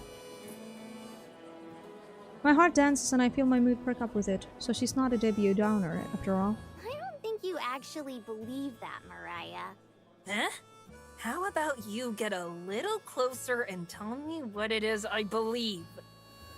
Whoopsie daisy, time to course correct! Well, it's just that even if you say all that stuff, you obviously care about her. I'm always worried about my brothers and sisters. About whether they're safe, staying out of trouble, and helping each other when they need it. When you share blood, it's just something that happens. Blood is bullshit. Whole stupid notion of it. I know. Me and the squirt only share half of it. It doesn't matter if we share the same spit. It doesn't matter that she's my sister. All that matters is that she's Tess, and that's all the reason I need to want to help. That's the cutest thing I've ever heard, Mariah! Coming out of your dirty mouth. Thank you so much. I love you so much. Have I mentioned I love Mariah? God, I love you. God! So get out of my face with that family bond garbage, will ya? Yeesh. So intense. That's Mariah. I really love her. But I think I might get what she's saying, even if I don't agree with all of it. You can't see DNA, so whether you're family or not doesn't really factor into whether you actually like the person. Lucky for me, I like all my family. And Amber! And Tess! And I think I might even like Mariah too. 1 minute left in the auction! Mr. Vendor calls out from his booth, trying not to look at me while also trying to speak to me. He must have seen how scary Mariah was. Guess that other guy was too chicken shit to show their dumb face after all. Mariah rushes over to the booth and grabs the black pen. I would still like to tear them a new one, though. Oh, I'm gonna be dead broke because of their ass. I think I'm gonna let Mariah have this one. It seems like it's more important for Tess to get it from her than me. Me and Amber will just have to figure out something else to give to her. While Mariah is scribbling on the paper, I take the chance to step away. It's time for me to get back to the booth. I'm pretty sure I'm about to reach my limit, but we'll see how much more of it I can take. If only I could be a little braver and speak my mind to Amber. Like Mariah. That's right, Marina. Communication! Thanks. Her voice echoes out from behind me, breaking through the thick crowd. Yeah! I win! In your dumb face, sucker! Come at the queen and you better not miss! And the vendor is just... Ah, yes, you win. I'll spare, yes. Goodbye. Well, maybe not too much like Mariah. Oh, back to Amber. Uh-oh. Rah-rah. Hours later, there's a huge crowd around our table. When Marina came back empty-handed from shopping for Tess, she was met with dozens of hungry customers. It was more people than I expected to attend this convention in total, waiting with cash in hand and demanding to be fed. The line is so long that it seems to stretch most of the way through the already tightly packed hall. Unfortunately, they are all in line for the Alien Burger stand that's set up a couple booths away from us. Their line is so long that it dwarfs a number of the smaller vendors' queues. How about a snack while you wait in line? We've got homemade marshmallow treats. Oh, no thanks. I'm trying to eat healthier. What? There's more to life than burgers. Like dessert. Who doesn't love sweets? Eating healthier. Burger. Yes. I don't. Bless her heart, Marina doesn't give up. She's been at it for a while. After failing to get hold of Tess, I told her that she should just go enjoy the con herself. I've been offered to go with her again, but she's chosen to stick around here. We've had a handful of customers, but the total sales so far wouldn't even buy the three of us lunch. None of us really acknowledge it, but I'm sure we're all aware. Cassie, at least, doesn't seem too upset. That, or she does a good job of hiding it. Finally, I get tired of just standing around and need an excuse to stretch my legs a bit. Amber taps me on the shoulder. I'm gonna go get some water. Ooh. You want anything? Like a million different things come to mind. A million different snarky answers. I want a lot of things, Amber, is what I want to say. I'm good, thanks. She leaves. Everything sucks. Our stupid booth sucks. These customers suck. This convention sucks. Why? My brain screams at itself for the 1000th time. Did you agree to this? Because I answer, it's not like Amber will listen. I guess it's not like I could have known that Amber would remember the super hot girl who she ran into exactly one time in her life. Oh dear. Oh dear. And even less likely that she'd be the only other person in the world who Amber actually likes. Oh dear. But of course, against all odds, that's what happened. Congratulations, Marina. You finally got your big Las Vegas jackpot. Oh dear. I think I've done an okay job of keeping my cool. I'm pretty sure Amber doesn't even realize I'm upset. That's part of the problem too.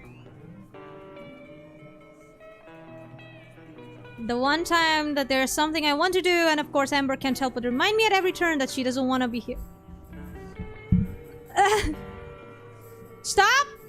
Hey.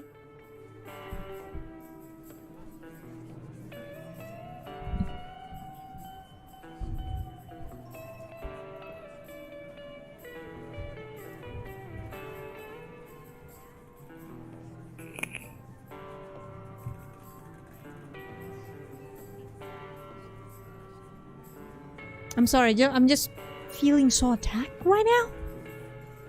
Oh no. Please don't try to talk to me. Not alone. I should have gone with Amber. I look back, hoping that she's talking to a customer or someone else. But no! She's looking straight at me! Do you want to sit down? Chair's open. Oh, sure. Sitting down, comfort. Right, those things exist. Try to come up with a good reason to say no, even as I'm nodding and walking behind the booth. I sit down. I smooth my skirt. I crack my knuckles. I look at the floor. I look at my shoes. I look at everything except Cassie because I know she's looking at me and I don't want to make eye contact. So, thanks for all your help. Don't mention it. Literally, please don't. Those were legitimately the best marshmallow treats I've ever had, too. If I ever make them again, I'm going to use your trick. Thanks. That actually makes me pretty happy to hear. Not that I'm going to tell her that. Yours were pretty good too. I'm not lying, they were fine. They just weren't as good as mine, and they were better than Amber's. Mine better. I'm better. Thanks. I've had a bit of practice. Not as much as you, though, it sounds like. You an only child? Nah, I've got a little brother back home. Just the one, though. He's 14. What's he like? He's a real shithead. I love him, though. Apparently, he's really good at football, so that's what he's focusing on. One of my brothers plays football too. Aw, Although between they're us all, talking. I think we have like every major sport covered. They're talking! You play any? Nope, I'm not really. Good at stuff. Hello, darkness, my old friend. When will this suffer end? Athletic, I guess. Yeah, me neither. So, what is your thing, then? Huh? What thing? Uh-oh. Oh, are we gonna have an identity crisis? Like, what are you into? Not sports, apparently. Oh, I like traveling and camping. Outdoorsy stuff. That's how you and Amber ended up together, then? Yeah, something like that. It bothers me, but the answers that I gave don't really feel right. I don't really love those things, do I? They're fun, sure, but they're still Amber's hobbies. I'm just along for the ride.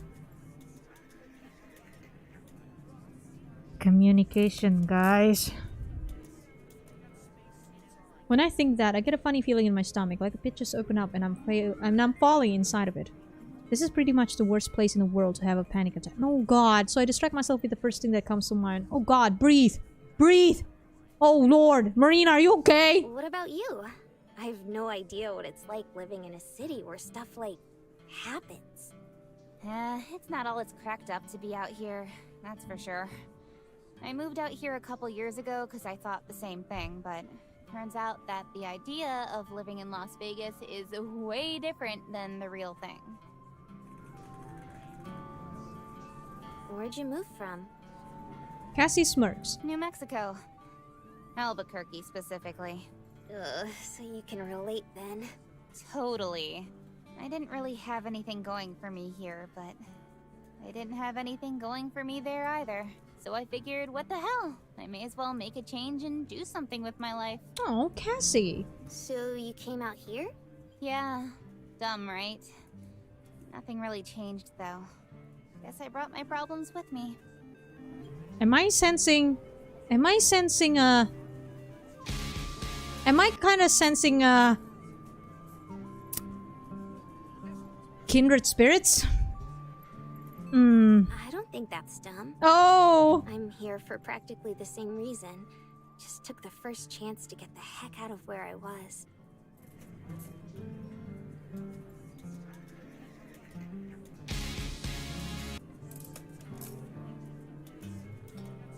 Oh. Oh. Oh. Yes, love triangle. And that was Amber? I want to say no, that I just happened to meet Amber along the way, but... Pretty much.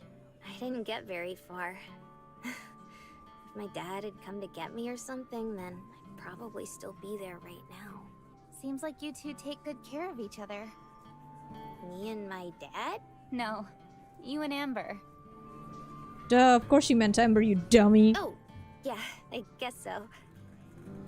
If Amber was here, I'm sure she'd say something about how she's the one who takes care of me. Which I mean isn't entirely wrong. But it's not entirely true either. But if Amber was here, I'm sure she wouldn't understand why. So, where are you two heading after you leave Vegas? This girl never stops talking, does she? But the moment I feel annoyed by that, I feel bad too. She's just trying to be friendly. Aw. You realized it. I'm proud of you, Marina. It's not her fault that things are weird with me and Amber. And besides, maybe they're not. Maybe it's just in my head and I'm the weird one. I should be happy that Amber's made a friend for once. Doesn't change how I feel though. I get it, I get it. I mean, you know, human feelings, human emotions, they can be weird. Like you're supposed to feel this way, but you don't. You feel in another way, even though your brain recognizes that, hey, by the way, what you're feeling is stupid, but you feel it anyways. And that's okay. That's pretty normal, Marina. All you need to do is communication! Thanks. Love triangle, kimi no riso ni naritakute. Love triangle. Oh, I'm not sure yet. We don't ever really plan anything. We just sort of figure it out as we go along.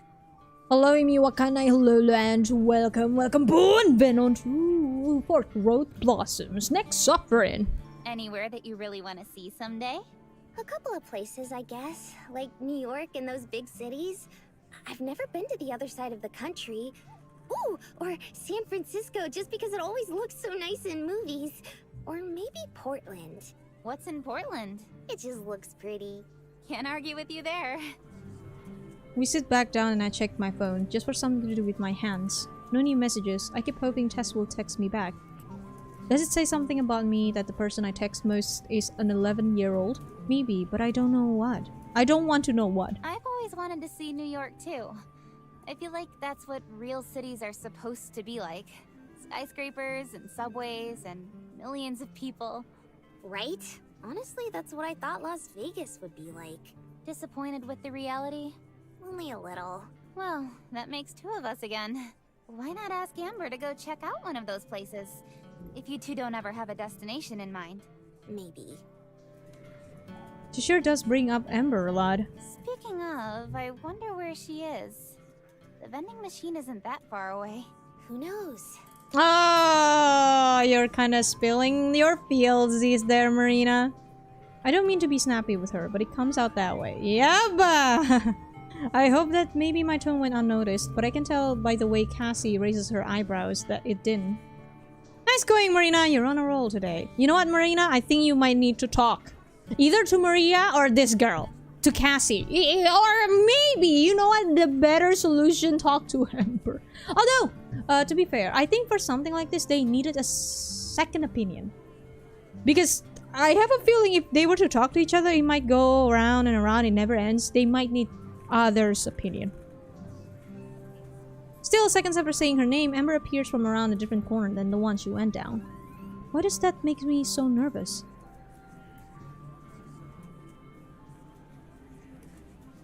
Marina and Cassie are both right where I left them, as are every single item we have for sale. No surprises there. I shove my way through some shambling burger customers and slide back behind our booth. You get lost on the way? Actually, yeah. Couldn't find the vending machine, so I let myself get ripped off and bought one of these.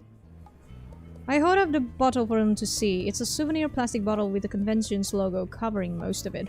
Filled with the finest tap water from a water fountain. I take a sip and try to ignore the plasticky aftertaste. Did I miss anything? Not at all. Mare didn't talk your ear off, did she?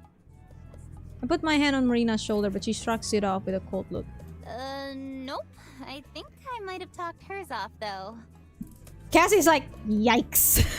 Yikes! I think I'm in the crossfire! Ah! Wow, I'm shocked. I would have figured you got her whole life story while I was gone. I know. This is actually a very normal conversation Amber is doing. By the way, Amber is not being rude. This is how Amber was even in the main game, remember? With her, with Marina at least, this is how they interact with each other, but because we know that Marina has something going on right now, it's just... Ah! Marina rolls her eyes and stands up, stalking past me to go pointlessly rearrange the items on display once again. Nah, just talked about where we're from and how we ended up here. Turns out the two of us have a lot in common. Seriously?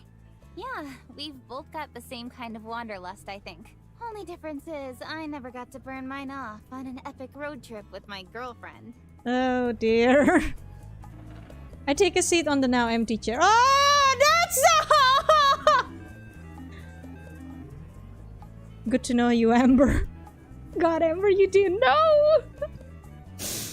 Oh, God, it feels. I feel for Amber way too much, especially making your partner jealous without even realizing it. Oh Lord, not good. Hey, the RV's always got room for one more if you ever get sick of this place. I'm sure Marina would be cool with it too. Right, Mare? No, Amber. Oh, Amber. Oh yeah, you just want her in our life! Ha! Amber! Marina in her head right now. Is Amber that dense or something? Yes. Absolutely. Again. Amber was a loner. Amber doesn't understand how relationships work. Amber doesn't even understand people. Boy. There's a loud rattle as Marina spills a basket of candy on the ground. Oh.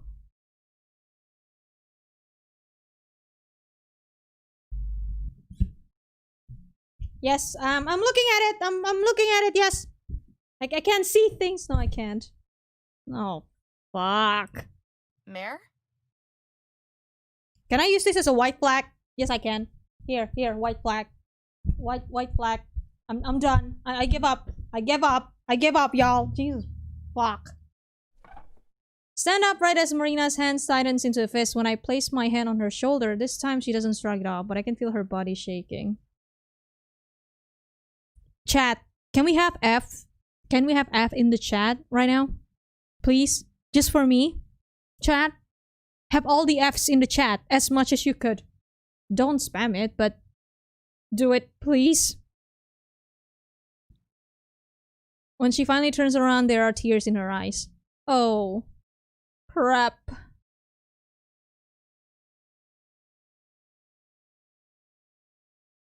So, do you feel anything?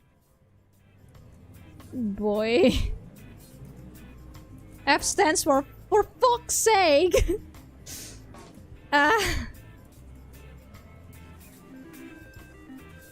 Where's your sensor glasses? Where is my sensor glasses? Wow, it's way over there. Too far.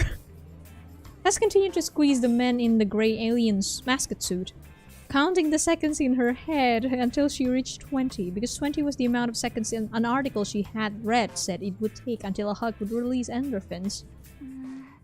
I did for a couple seconds, but it's gone now. She backed away, her arms leaving an imprint in the chubby suit. I feel like all the Fs is still not enough to help Amber, guys. Rest in peace, Amber!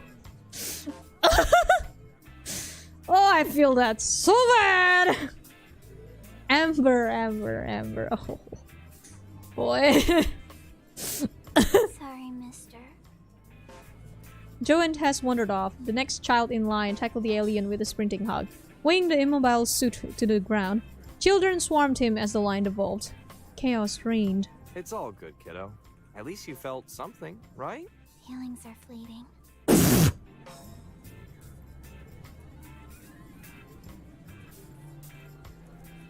Wow! Wow! Feelings are fleeting. I'm 12 and this is deep.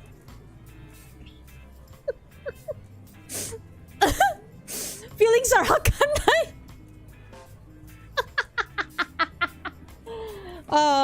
What's her name again? Kaoruseta? Your name is Kaoruseta now. But memories last a lifetime. With a click of his tongue and finger gun for good measure. Oh, I'm so happy you don't do this. Like, what's her name again? The one that does this. What's your face? The one that I used before. Shit, I don't have it here anymore, do I? Nope. What's your name again? The one in Heart of the Woods. Tara or Tara. I don't know how you pronounce it, but that one. Jesus, that one. Finger gun.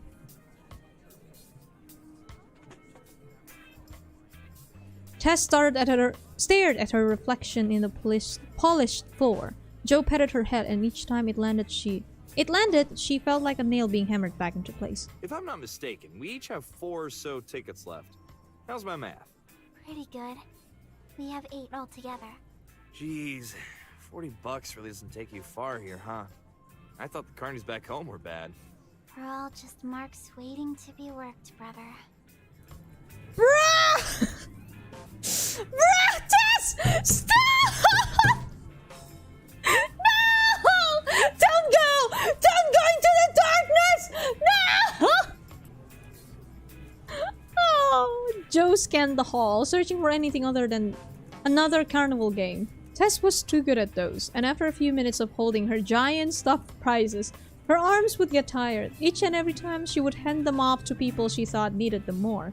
Toddlers, fighting couples, and those weirdos in the costumes. Did you say fighting couples? How about you help the couples that are fighting right now? Ah! Nothing impressed her. It was as if she saw the whole world in muted monochrome. And she was at least 10 years too early for that. A kid should be able to look around her and view everything with hopeful vibrancy, like it's all being seen for the first time. I'm sorry, I need to say it. I know it's probably gonna be I'm making the mood sour here, but let me just say, isn't one sign of a psychopath is that you don't have any feelings? What? What the fuck did I just say? I'm sorry! Ah! It was a precious point of view that I had been taken away from Jo too early, but Tess had a birthright to it, just as much as any other kid. Yet it was something he was beginning to feel like had been taken away from her too. And that maybe he had something to do with it. Maybe all the treasure hunts and scrambling and general insanity had zapped the poor kid's spirit before it could ever really take off. Mariah couldn't be held responsible for it. She could hardly be held responsible for herself. So whenever Jo looked down and saw Tess' quiet, pale face staring into the distance, into a Missouri summer that neither he or Mariah could bear to let her experience, he felt the burden weigh heavier and heavier. And it was his burden. Oh god, Starry, no! Hello, darkness, my old friend. Tess, I am the darkness! Ah! As they wrapped around a corner, Jo locked onto the biggest thing in sight. A bouncy castle. It was a saucer-shaped spectacle, chrome silver with a green bulb at the very top. Every few moments, with that unmistakable jumping rhythm, a child's silhouette would leap up before being pulled back down. Hey, how about that bouncy UFO over there? Tess took one look at the UFO, then took 2 steps so she could hide behind Jo. Let's not. And why not? Sign says it costs 8 tickets. Only one of us could go in. She glanced over at it. A kid tumbled out of the entrance with a somersault, stood up, shook it off, and dove back in. It should be you. Call it a hunch, but somehow I get the feeling they wouldn't be very accommodating to a 6'3", 200-pound man. What's a 200 pound in kilos?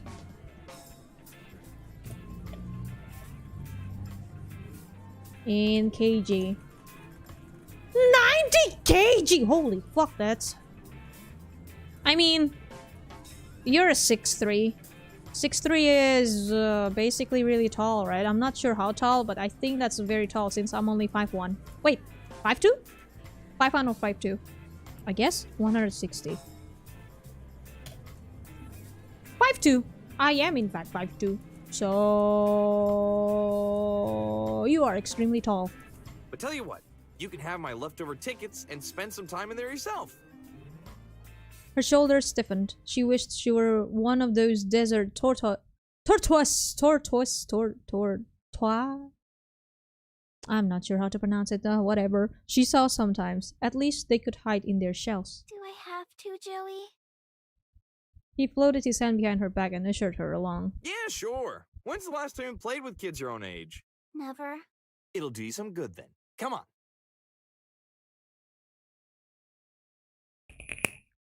Yeah, that's what I said, Starry. He's extremely tall, so that... tall? He's extremely tall, so... That's normal, I think. The only thing I know is I'm exactly Naoto's height. High five! And I'm way too thin. He guided her to the entrance of the UFO and handed her his 4 tickets. You really shouldn't be doing this, Joseph. She doesn't want to, man. She limply held up the 8 tickets. A bored teenager with the word staff written on his shirt in tape snatched them from her before she could take a single breath. He tossed them into the trash can next to his folding chair. No shoes or outside toys. She looks extremely terrified, Joseph. Are you fucking sure? The teen pointed at the crovel latched onto her bag. Tess looked to Joey with bleeding eyes, hoping that if she looked uncomfortable enough, he would change his mind. I'll keep watch. You don't have to worry about anyone stealing it. Bruh. This entire game, the DLC is just bruh moment. At least she's feeling something.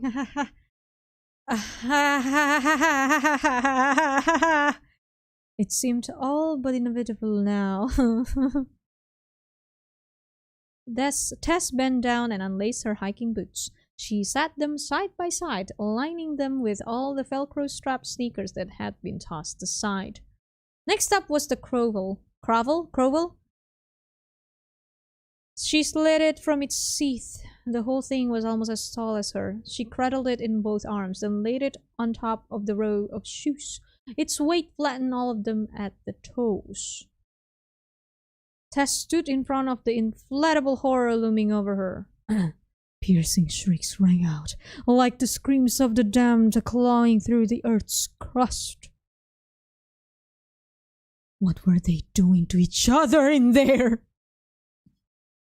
This is a horror game now, guys. I think she went into the house in phasmophobia.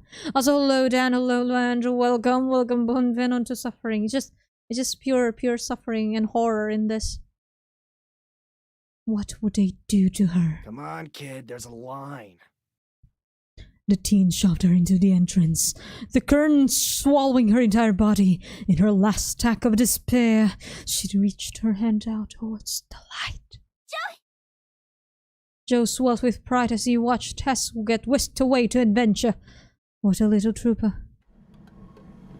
Inside the bouncy castle, Tess rolled in like a tumbleweed, blown off the street. The screams from before were all around her now. Boys and girls. What the fuck? That scared the shit out of me! Stop that! Hey! Boys and girls leapt and bounced, some high enough to touch the pulp at the top. Maybe. What the fuck? Maybe even high enough to touch the top of the stratosphere. The walls tinted everything in a swampish green. In a far-off corner, there was a boy jumping alone. He had been jumping for so long, his face had turned purple, swelling to the point where he looked like a selfish squirrel. When he saw Tess, he grinned, the gaps in his teeth looking like tiny black holes. He never stopped bouncing. Tess made a jiggling, unbalanced journey to her feet. As soon as she stood, the girl swooped in next to her and screamed in her ear. The pitch was high enough to induce tinnitus. If Tess' eardrums had been made of glass, they would have shattered. Tess fell back down to her knees. Her ears throbbed. The girl stood over her, giggling. Tess loosely raised her finger in protest. Could you not do? The girl ignored her, bouncing away with her pigtails flowing behind her. Oh, okay. Sorry. Gradually, Tess' hearing faded back to her, a buzz now ringing in the depths of her ears. All she could do to keep herself from dwelling on it was to focus on the electrical hum of air being pumped into the UFO. If she listened close enough, it sounded like chanting. Tess trembled to her feet, her head swinging back and forth to make sure she wasn't snuck up on again. The place stunk of sweat and socks, a pungent smell that didn't so much as a touch, but seep into you, just as it seeped into the rubber walls. She tried to put on a brave face, tried to be courageous. Joey had told her to play with kids her own age. If it had been her sister, she would have already pieced out. But this was Joey. He actually cared. He wanted her to be okay. And if this what being okay meant, then she needed to try. Because if she didn't, maybe he wouldn't be okay. He was probably already the reason why Marina hadn't texted her once this entire time. She must have finally realized that Tess was a freak. A freckled ginger boy bounced past her. She raised a hand. Excuse. He leaped on past her. Another girl. This one had a tight ponytail and a sweatshirt with a horse on it. She was doing cartwheels. Pardon. Ignored. From across the castle, a tank of a boy stomped over. With every step he took, one of the children sprawled out on the floor, would be launched several inches in the air. It was as if the rules of gravity bent themselves to this child's swim. He stopped in front of Tess. His breathing was heavy and fierce, like a caribou in the winter tundra. He glared at her, his scrunch of eyes looking like they might sink into his wrinkled nose. The longer he stared, the smaller Tess felt. And the smaller Tess felt, the larger he looked. But this wasn't the time to feel small. This was time to feel brave. She extended her hand, poised for the heartiest handshake. Her thin fingers would be able to squeeze out. Play? His gaze shifted down to her hand, then shifted back to her. What the fuck? That's fucking creepy! Jesus fuck! Tess, are you okay? His mouth opened like the drawbridge to a castle. He unleashed a mighty roar from the depth of his chest. It wasn't enough to send Tess flying back, but the beats of breath might have been. I am King Jeremy! Duel me! King Jeremy stomped both feet and took his feet to his battle stance. The same one he had seen a sumo wrestle do on TV. But it wouldn't be Tess that took up the chance. A boy with a wire-framed glasses stepped forward. No, I am Liberty Man, and I will defeat you with my Holy Grail powers! Oh boy. You're cheating! Liberty Man doesn't have Holy Grail powers! Nuh-uh! Cause I'm also a knight! Another boy shouted. I wanted to be a knight! And another. Ninja! And another. Pirate! And another. Astronaut! From there, it descended into a debate of professions ranging from the mundane to the magical. Tess could only watch in stuttering horror as the petal lines were drawn around her, until finally sides had been taken and she was left in the middle.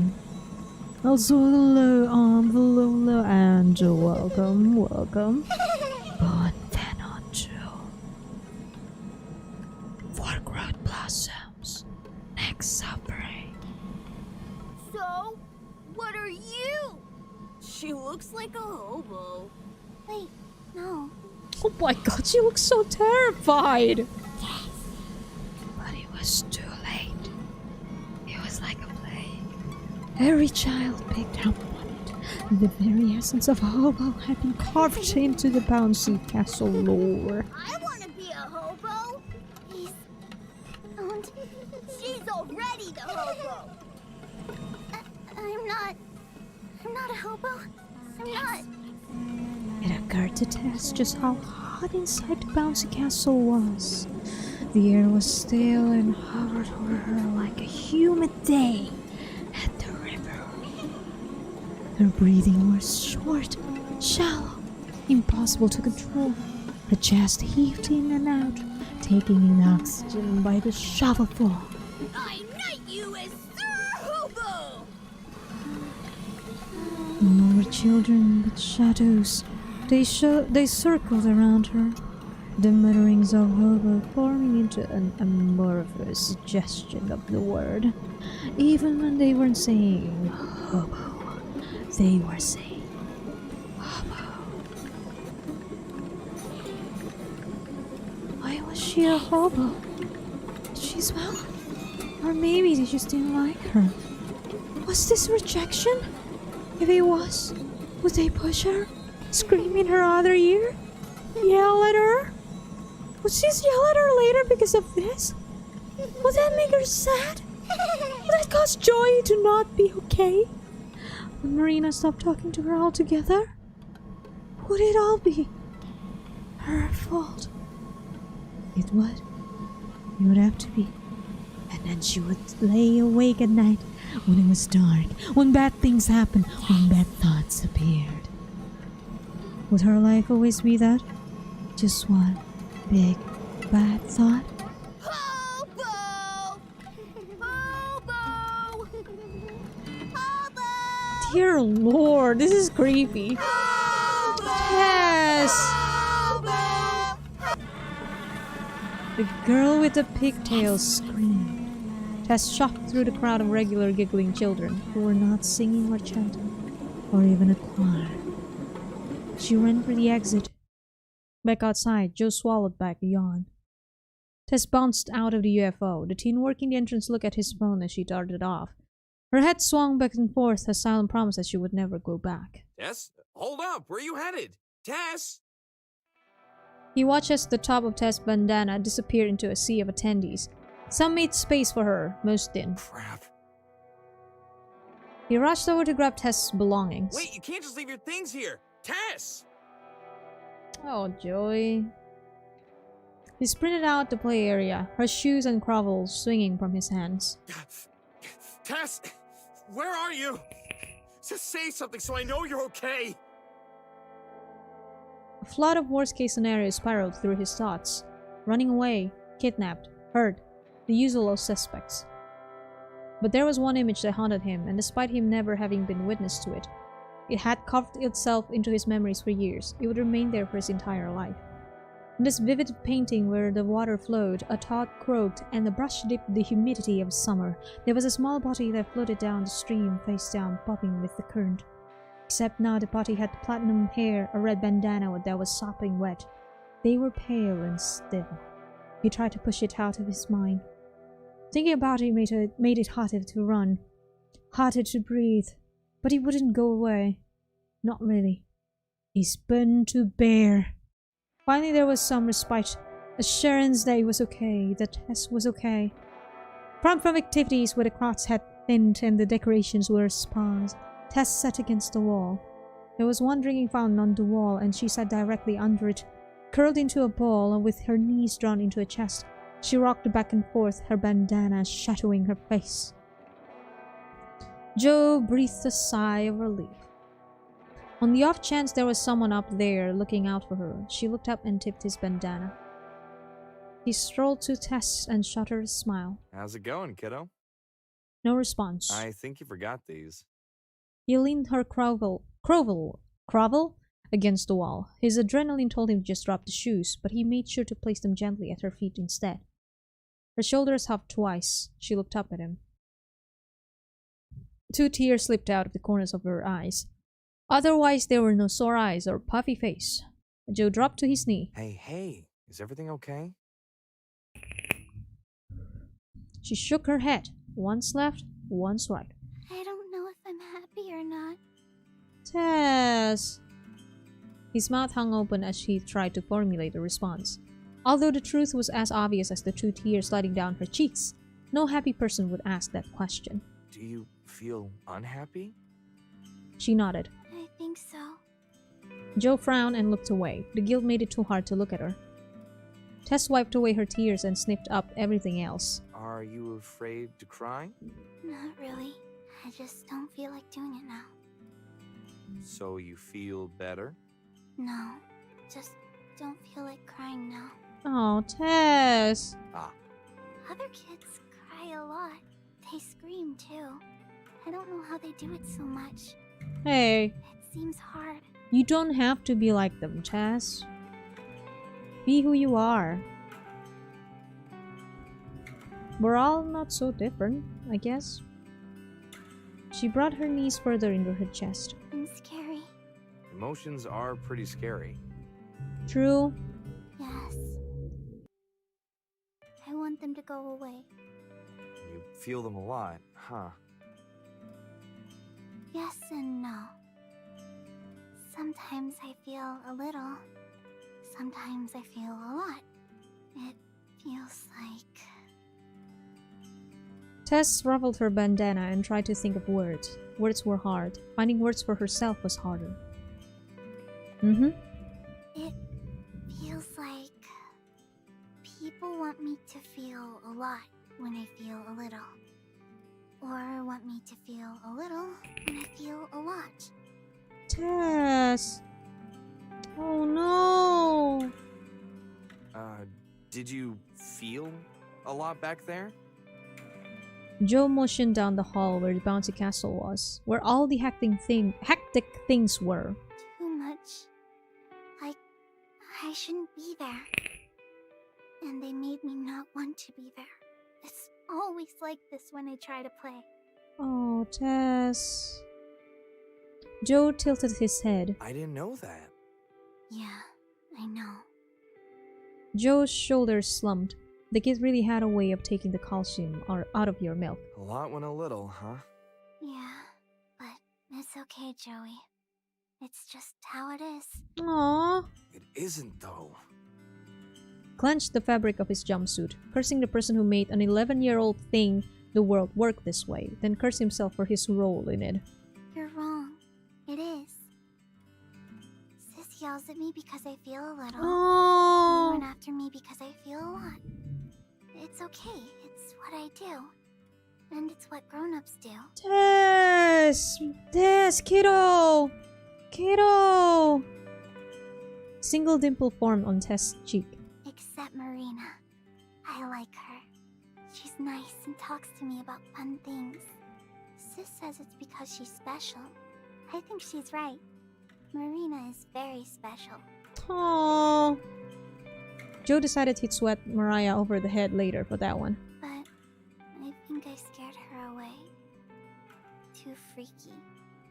Because I'm me. That one was the hardest for Tess to say. She wished she hadn't, because the second she said it, it felt true. Her button lip quivered. I just wish I wasn't me. And that not me was like everyone else. Hey! Tess, it's always okay to be different. You don't have to be like everyone. It's okay. It's okay to be weird, man. It's alright. And wish I was okay. It's okay to not be okay, Tess. Aw, poor kid. The heartbreak that had been collapsing on Joe fell down then and there. No one looked at Tess like a person, let alone a child. Not even Tess. Not even him. She was just an enigma. An icy set piece that existed to make everything else feel whole, but not herself.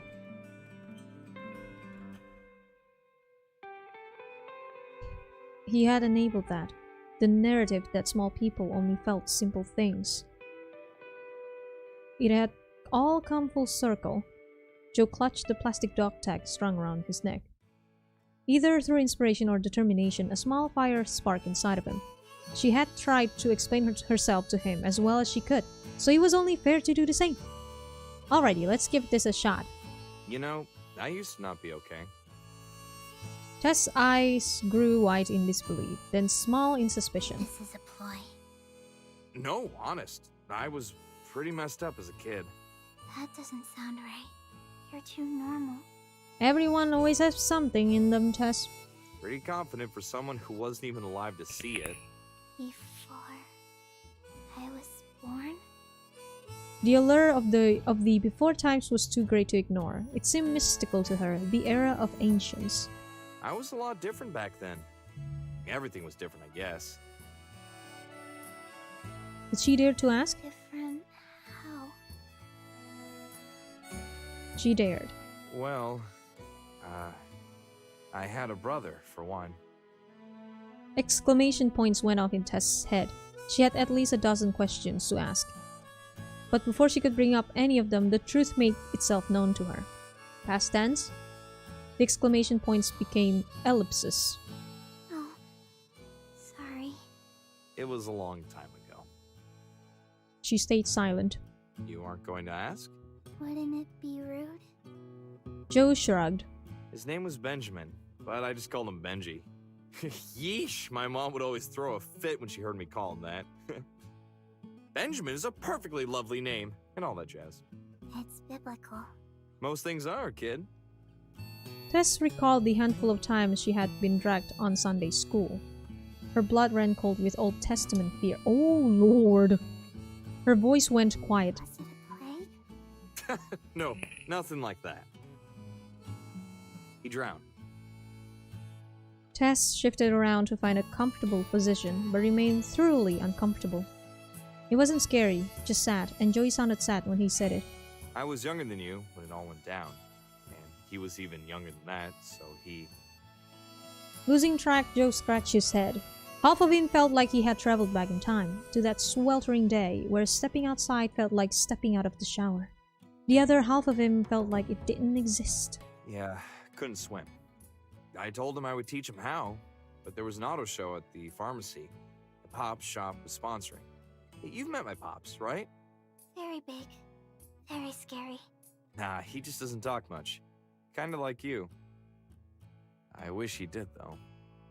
Why are you trying to delay this, he thought. Saying it changes nothing. Anyway, I said that he should go to the river and that I'd catch up. They found him a few days later. Oh, Joseph. Oh, man. But saying it out loud changed everything. Tess thought about how many times she had swam in that river and how she might never want to again. She thought about how Joey looked like a new Joey. Tess reached over to touch his leg, not knowing anything else to do except placing her hand on it. Are you okay now? Oh, usually. It comes and goes. Comes when I worry about folks. Goes when I know they're okay. But back then, well, I guess no one would be okay after that. And I wasn't. I really love this DLC. It really goes... it goes deeper to every characters. The trio, Marina, and Amber, they show us other sides of them. I love it. It's so good. Hello, Grakul. Welcome, welcome. Welcome, Bunbindun, to Suffering. You missed a lot of suffering, and don't worry, there's gonna be more suffering. Did you feel a lot? He stared down at her and grinned, but Tess knew it was just for pretend. Too much. Too sad, too guilty, too angry. Mom was hysterical through all of it, and I can't really blame her. Pops never talked about it, threw out most of Benji's things within a week. Can't really blame him either. A lot and a little. Yep, and I must be their kid, because I got both of those things. Joe toyed with the dog tag, twirling his fingers through the chain. It weighed more than the plastic it was supporting. Some days I skipped school and would just sunbathe on the riverbank. Looking back, that was probably weird. But being so close to where it had happened made it feel like it hadn't. But then, when I would go out, everything was just a reminder.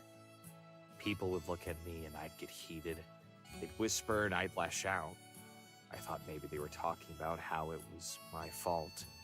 Or maybe they just felt bad. Oh, Joe. Didn't matter. Both scenarios really ticked me off. You sound paranoid, like sis. Probably was. It was pretty lonely. Picking fights with people doesn't make you a lot of friends. Mariah being the exception. Aww. Tess considered this, imagining Joey sitting as he is now. Except now in the middle of a wheat field, a plain sort of far above him in the distance. I hope you're not lonely anymore. Of course not. I got you, don't I? And sis. Especially your sister. And remind me to wash my mouth out with soap later for say. She was as mouthy back then as she is now, and I didn't exactly practice the art of passivism. So us getting to know each other may or may not have involved a fist fight on the playground. Sounds about right. Couldn't have happened any other way. But as crazy as it sounds, she was the only one who would let my emotions play out. Did not compute. Tess wrinkled her nose, unable to imagine any scenario where her sister would show as weak of a display as empathy. That's impossible. She would never do that. Also, she would probably call you a crybaby. Don't get me wrong, she absolutely did. But she would always stick around. Didn't matter how many times I told her to go away. It was always, shape up, slacker! That lemonade stand ain't gonna build itself! Oh, that sounds more like her. Does that count? Not sure. I like to think she was trying to help in her own way. It might be the only way, and I'm better off for it. Aww. The conversation pattered into fumes. They both stared ahead, watching the spattering of people occasionally walking by. A lot had been said, even more had been thought. Much of what Joey had told her was sad, but for some reason she felt warm. The conversation had felt like a hug. Aww, so cute. She had been right. He was a new Joey, but perhaps this one was better. He looked Tess straight in the eye, as much as he could under the water fountain. Joe had no illusions that he understood everything, or that any of the things he had said would make her feel better. But doing this was at least something. Things are different for each of us, Tess. I'm not going to sit here and lie to you. It's not always going to be okay. You won't always be okay. G-fucking-G, my dude. G-fucking-G.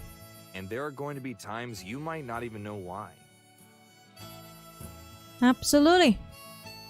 A hollow space drilled itself into Tess' chest. It dug its way down to her gut. But I'll be here. Aww. Even if you never feel okay ever again. Oh, that's so cute! That's so sweet! Aww. Yes. Oh, that's so. Aww. That's so cute. Oh, you want this? Here. If you want this shot, here you go. There you go, Starry. It's just so adorable. Aww.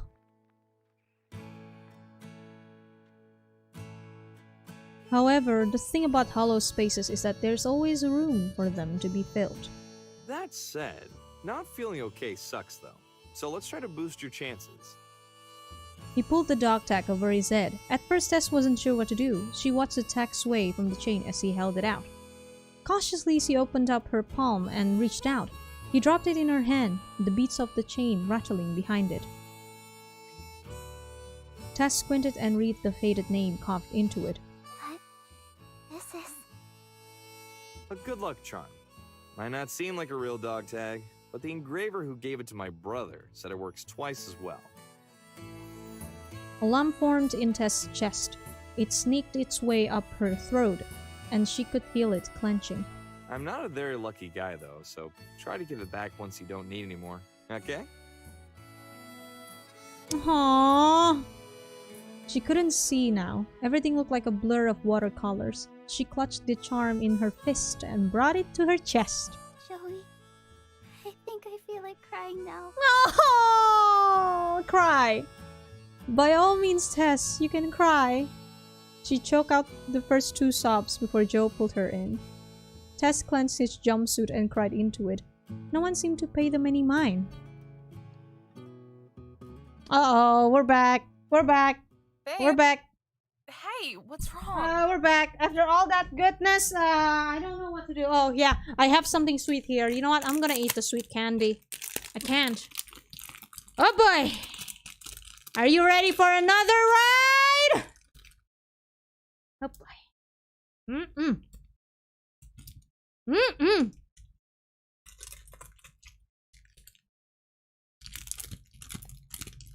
Oh, boy.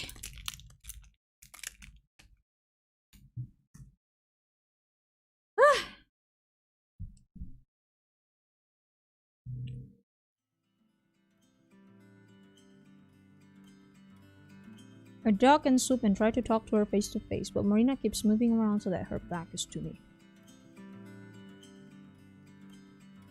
Wait, am I close? Wait, hold on, Aurelio. Am I close? In percent? How far I am, Aurelio?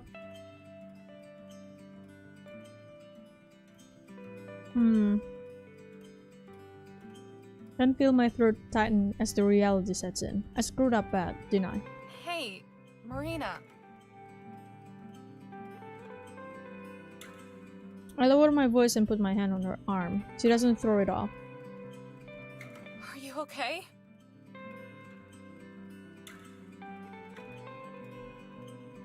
I wouldn't put it in a way that there's something better than the others.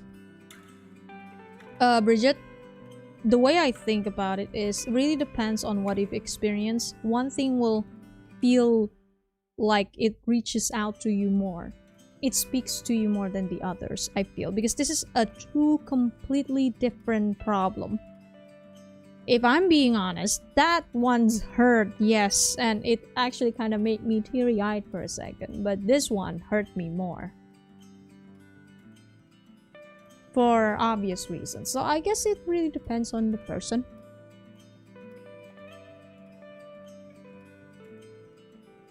Marina shakes her head. Of course she's not okay, you moron. I berate myself.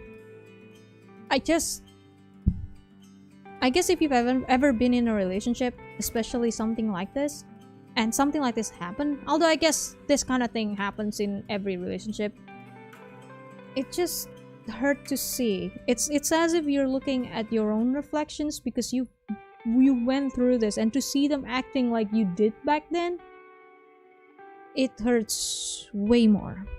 Way more.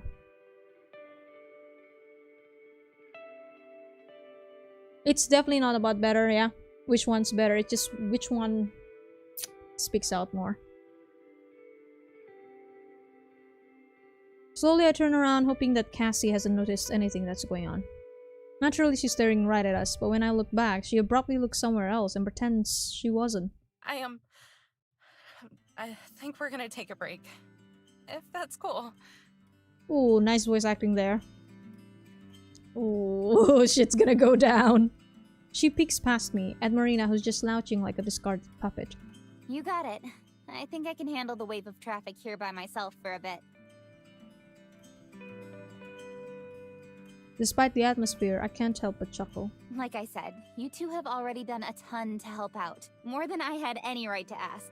And also, I get the idea that I'm part of the problem here too. Cassie's like, oh boy! I open my mouth to disagree and tell her that she's wrong, but I don't, since I don't know if that's true or not. We'll come back in a bit. Cassie nods, but I don't know if that's true either. Then I turn and sling back to where Marina's waiting. Hey, can we talk? Marina doesn't react. Under my skin, I can feel myself wanting to get annoyed. How am I supposed to make this better if she won't communicate with me? But I don't let myself dwell on that. She's the one who's hurt right now, not me. I don't need to make this about myself. Can we walk at least? Gently place a hand on her side and guide her away from the booth. She comes with me but never looks up and nearly bumps into a dozen different people. Once we're a few feet away from Cassie, I start to talk again, keeping my voice low. Okay, hey, talk to me, please? I'm sorry, I was just making a joke. I didn't know it was going to hurt you. I said that years ago too! This fucking hurt. Ah, why? I wish this ain't water now. Ew. Really does remind me of how stupid I was. Fuck. Stop it. Just... stop it!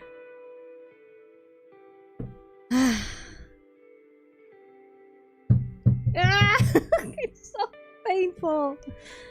Ah, it's so painful. It's so painful. Amber, stop being me. Stop it! I don't need to be represented! For fuck's sake! Fuck! I may as well be talking to a brick wall for all the response I get of Marina. Actually, strike that. At least a brick wall wouldn't look as miserable as she does. My stomach starts to turn in a tighter and tighter knot as the reality sinks in. Marina's really upset and it's my fault. Wow, my past just flashes in my brain. And it's the one that I really don't want to remember. Holy fuck! Shit, game! Stop reminding me of that.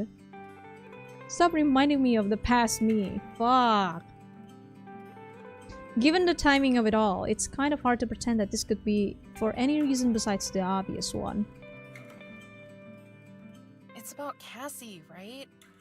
And how I said she could come with us? It's more than that. God, I feel like I'm about to cry just because of... at this point, I'm just projecting whenever I see these two. I can't help it. It's like I'm seeing my own reflection. Again, I've mentioned that multiple times. It's like I'm seeing my own reflection. It fucking hurt. Oh boy. I hope, Amber, Marina, your relationship doesn't go the way it did for me. That's all I can say. Because the relationship I was in, it became toxic. Because none of us listens. None of us tries anymore. Don't do it, okay? Don't be like that, okay? I'm about to cry because of this. Fuck you, game. Marina steps slow. I think I'm gonna leave the last part in the next stream. Maybe after this scene, I will leave it there for now. If I'm 70% in. Hopefully, it doesn't end immediately after I left it off, though. If that is the case, I will try to finish it today, then. I wasn't seriously inviting her. I was just kidding. Oh, yeah. There's the Marina. Marina. She knew that too. It's just that... It's more than that. But you didn't realize that. That's why... the one that needs to talk is also Marina. She needs to say what she's feeling, what angers her, what's going on with her.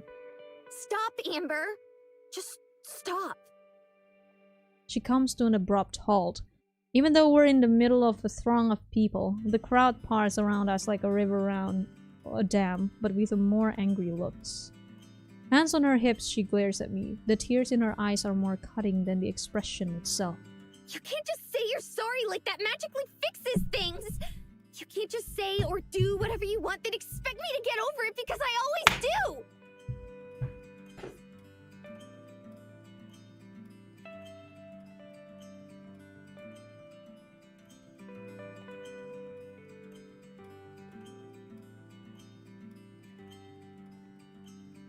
Is the game reading my entire life? No!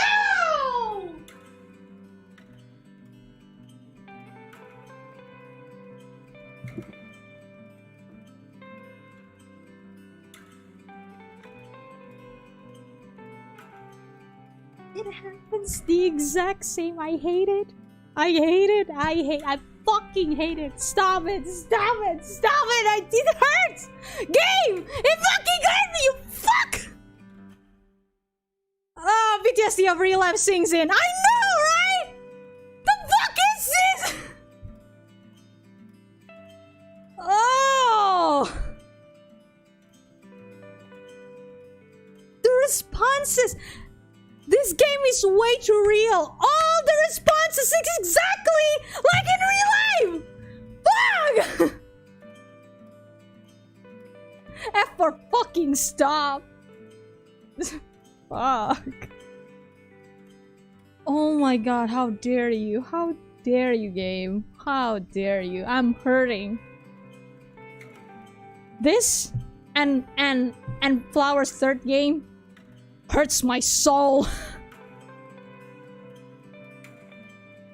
She glares, and I feel myself wilting under her look. It's rare to see her look this upset. And the only times I've ever seen it have been my fault. My heart pounds in my chest as I remember the last big fight we had. On the road near Palm Springs.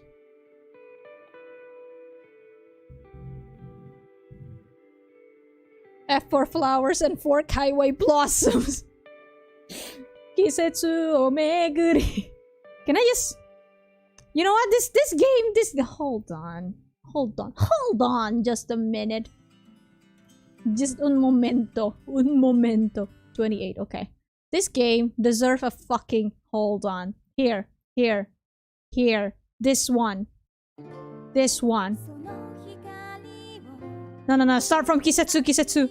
There. This one. Kisetsu o meguri irozuita hasaki.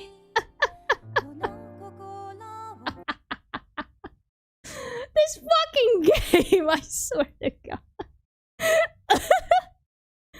Oh my god, literally why? Literally why? And that was the acoustic version too. That was so fucking good. Oh, that version just fucked me up, man. I actually cried first time I listened to that.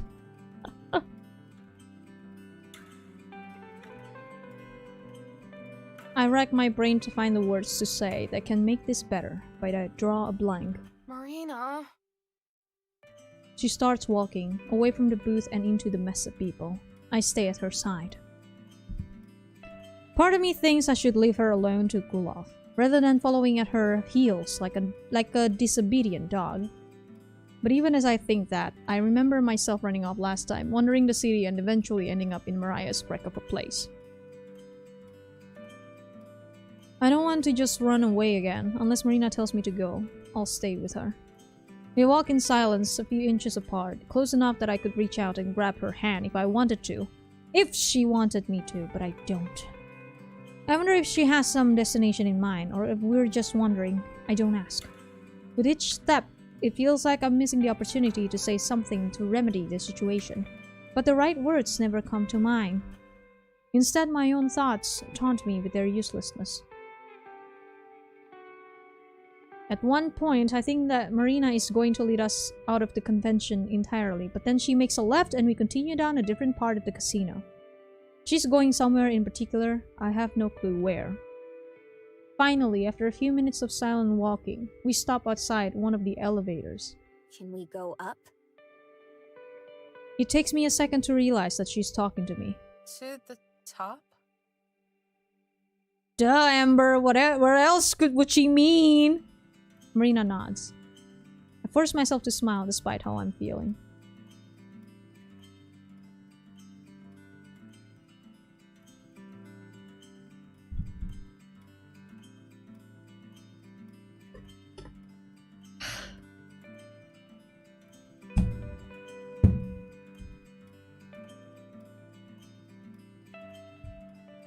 I'm fine, y'all.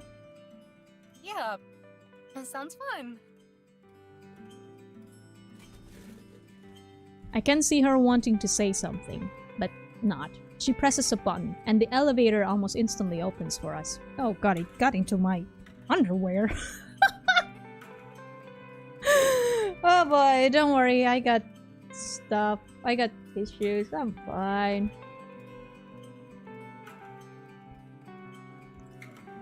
This fucking game. Hashtag what? Few other people climb in alongside us, and the ride to the top is once again silent. Marina and I end up separated by a few people, and I keep an eye on her.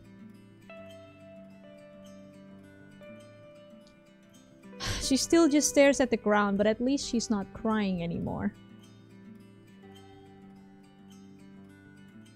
I try to ignore the whooshing feeling in my stomach caused by our quick ascent. It doesn't have the feeling of worry that's already boiling in there. When the doors finally open, Marina's the first one out of the elevator. You know what? This DLC really makes the game goes higher than before in my list. I think it's 4th now. It's 4th now in my list just because of this DLC. It's definitely 4th on my list now. Fuck you, game. Even I, non-cynic and killjoy. Amber is not me, guys. Amber is not me. See, killjoy? Shirogane. You are Shirogane, not me. Yes! Yes! Well, there's a lot of Lady Janes in this game, not the other kind though. Beneath us, the entirety of Las Vegas stretches out like an unpended toy box, spilling details all across the dusty desert. We're flanked by other immense casinos and luxury buildings, but the dense urban sprawl expands all the way until a few tiny residences meet the empty sands. Why delude yourself? I am you. No. Stop. No. Go!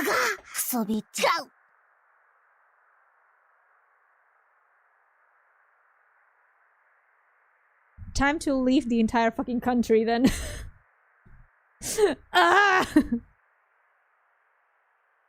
Thousands of people mill about down below, accompanied by what seems to be an equal number of cars that wind their way through and around the city. Up here, there's dozens of other people all crowded around the banisters, admiring the same view we are and taking lots of pictures. A few rides also adorn the summit here, with roller coaster tracks circling part of the spire and several other attractions being advertised nearby. Marina and I stand beside one of the railings, which we somehow have to ourselves. This really is when we sense you're gonna days. Oh man, oh, shit. It's all over my glasses. I mean the water, not the suffering. Well, the suffering is all over my glasses. You know what? The suffering is all over my glasses and my body right now.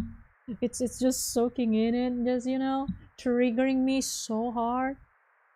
Suffering-wise, okay. Suffering-wise, honestly, I feel like Flower third game it's more suffering. For reasons that I don't know how to explain it actually. I guess because it's longer and we see from the moment she, you know, kinda feeling kinda happy, but then slowly crumbling down and just she had a mental breakdown. And that's why it's still more suffering for me, but this is fucking triggering. When you think about it, it's not even suffering. It's just that I'm triggered by this game fully. I guess I still haven't forgotten my past.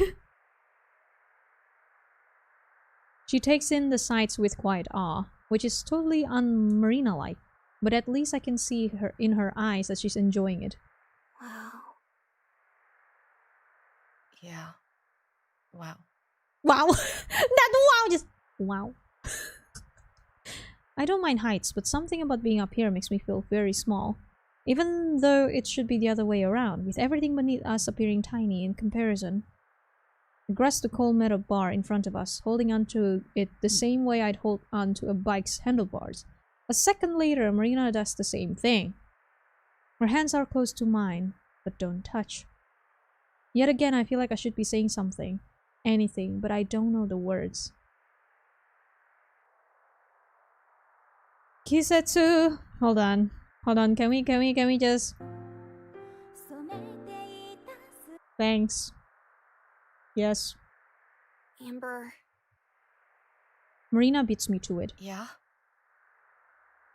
The wind, the sounds of the people and rides, all the ambient noises of the city fade away from my notice as I focus solely on Marina. What the fuck? Emergency food? Jay, what the hell? Thank you for the donation. I swear to God. Yo! Ah! Thank you, thank you. You never forget at the past. It lurks, but you can look back and learn from it and suffer.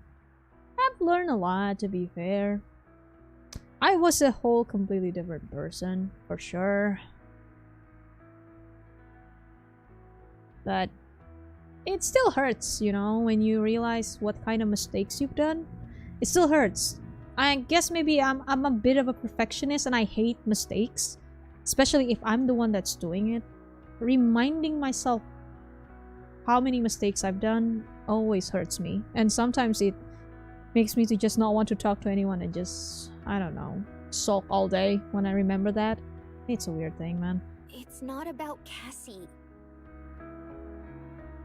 It's about you. Everything's always about you.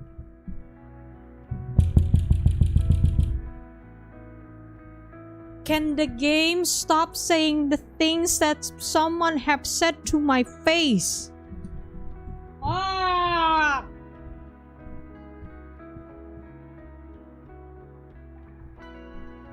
Fuck! What you want to do, what you want to see. Even this dumb convention that I wanted to go to. We ended up staying with Cassie the whole time.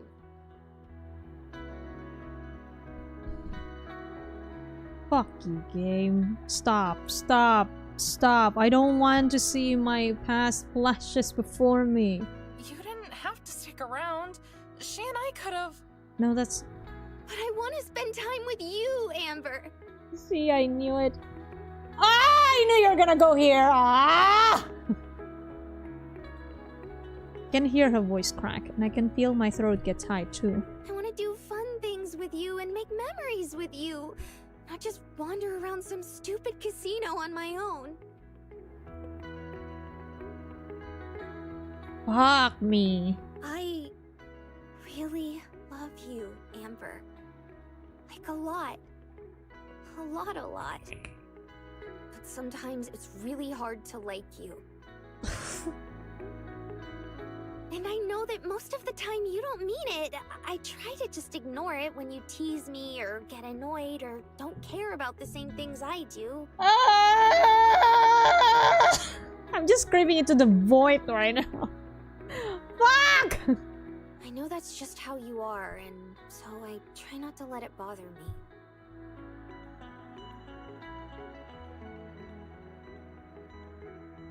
Her hands slide off the metal, and for the first time she faces me.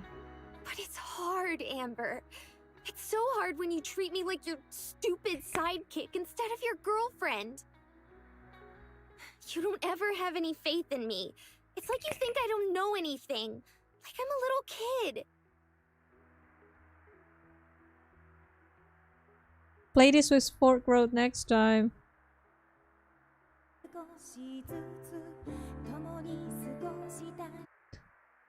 Oh boy.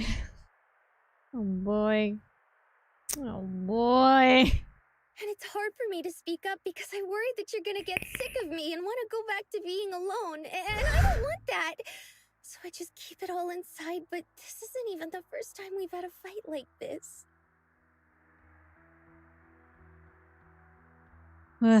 So when we meet some stranger who's like the first person we've ever met who you actually like, and she's pretty and funny and has a lot in common with you. Well, At least something like this didn't happen to me. It's not this. It's a little bit weird. At this point, I'm just spilling my entire fucking biography. If I talk about it. It happens around a time when young Naoto was still a fan of this certain idol that this young Naoto actually got involved personally, and a certain then partner got jealous because of it. What a day. What a day. The past me is weird. The past me is weird, man. Oh boy. You even volunteer to do all this stuff with her that if I had asked, I know you'd tease me for it. Maybe you'd do it, but you'd still tease me for it. That was related with the idol stuff? Yeah. Kinda. Yes, actually. So, me and my partner then was in the same fandom. We liked the same idol. Turns out, well, I became friends with the idol. I became friends with the idol. And the that's no, I don't want to say that. Wait, have I said it on the stream? I feel like I have. That idol was my senpai. Became my senpai. So I try not to let it get to me because I'm also happy that you're making a friend, but it still does. It still gets to me that you can't just treat me the same way. Like an equal. By the way, if you wonder about me and that idol, I hate that idol. Thanks. A long story, I will not be able to say it on stream. I'll get sued probably. Nope. So, never gonna say names nor say more. So it's not about Cassie. Not really. I knew you weren't actually inviting her. But hearing you say it just felt like what we have is nothing special to you. Like anyone can just come join us. Kisetsu Omeguri. Like Autobiography when? Me. Trust me, if I were to make an autobiography, it's extremely weird. It sounds like I'm faking it, but you know what? You can ask Kakabruang and Kakabruang can vouch for me. Hell, you can ask Poki. I mean, the idol was Poki Senpai too. Oh, my entire life sounds like so fake, but it actually happened. I don't know how. So I just don't want that anymore. I don't want you to keep thinking I'm childish or immature. Aww. Just because I want to take cute pictures together, or watch cheesy movies and eat ice cream, or cuddle on the couch instead of going out and doing stuff. That is me. I mean, the just cute pictures or just cheesy movies or eat ice cream and cuddle. That's like the best date for me. My partner was the one that likes to go out. Oof. My senpai, you know who I'm talking about, Pokey. The one person I hated the most. Just because I don't hate the world like you and Cassie do, or act like a tough guy and like I don't care about anything. Ooh. And I don't want you to stop being that way either. I don't want you to stop being Amber. I love all those things about you because they're what make you, you. Yes? I guess I just want to feel like you love me for who I am too. Oh, God, no. Oh. You're always just passing through places, Amber. I don't want you to just pass through my life. Am I very close to the end, by the way? Am I very close to the end? Aurelio? Aurelio, are you here? Am I close to the end? I'm not sure when I should stop. And so... Oh. Whatever it is she's about to say never makes it out of her mouth. Instead, she hiccups and her breath comes out as a sob, and then she's crying again. Mare. Stumble forward and put my arms around her, feeling like I'm in a daze. Every single word she says plunges like a dagger into my heart. Not because I think she's got it wrong, but because I know she's right. It isn't hard to think of a time where I've done the things she's upset about, even earlier today. And it isn't hard to think of... Stop. Stop. God, I'm an idiot sometimes. Aha! I know, right? This game triggered the shit out of my old wound. I hug Marina tightly. She doesn't hug me back, but she doesn't push me away either. I'm so sorry. I mean it too. I know that it's not adequate on its own, but I mean it. It's not hard to remember the last time we fought, where she yelled at me to stop treating her like a child. Now I've managed to do it again. Keep doing it, really. I can feel tears pushing their way to my eyes. Tears of regret and of anger with myself. How? How could I let this happen again?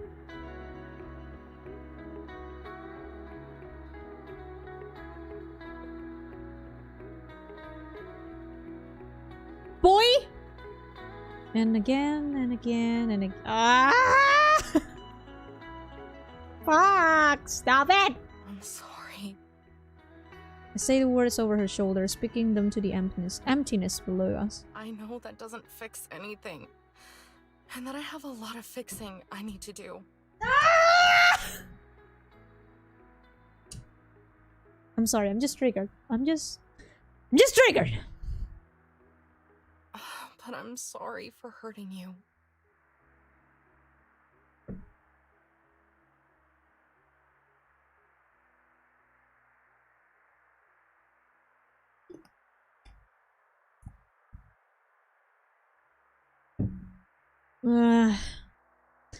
It's okay, Ako. It's okay. Thank you so much for stopping by the stream. Hopefully we'll see you in the next stream. Bye-bye. Pokey, after this, do you want to play Phasmophobia with me? If not, I'll play on my own. I needed something, man. This game triggered the shit out of me. There's one thing you got wrong, though. Shit. Or at least misunderstood. I take a step back, disentangling ourselves but still holding onto Marina's hands. I'm not really good at this. Being heartfelt, I guess. Now to stream more horror? I don't know if I can stream it, actually. I don't know if my PC can handle it. I actually, recorded the session with me, Pokey, and Kakak Bruang. But then, the footage was weird. It was, like, very choppy. So I was confused because the game was fine. The game was working very fine, but the recording itself was very choppy and I'm not sure why.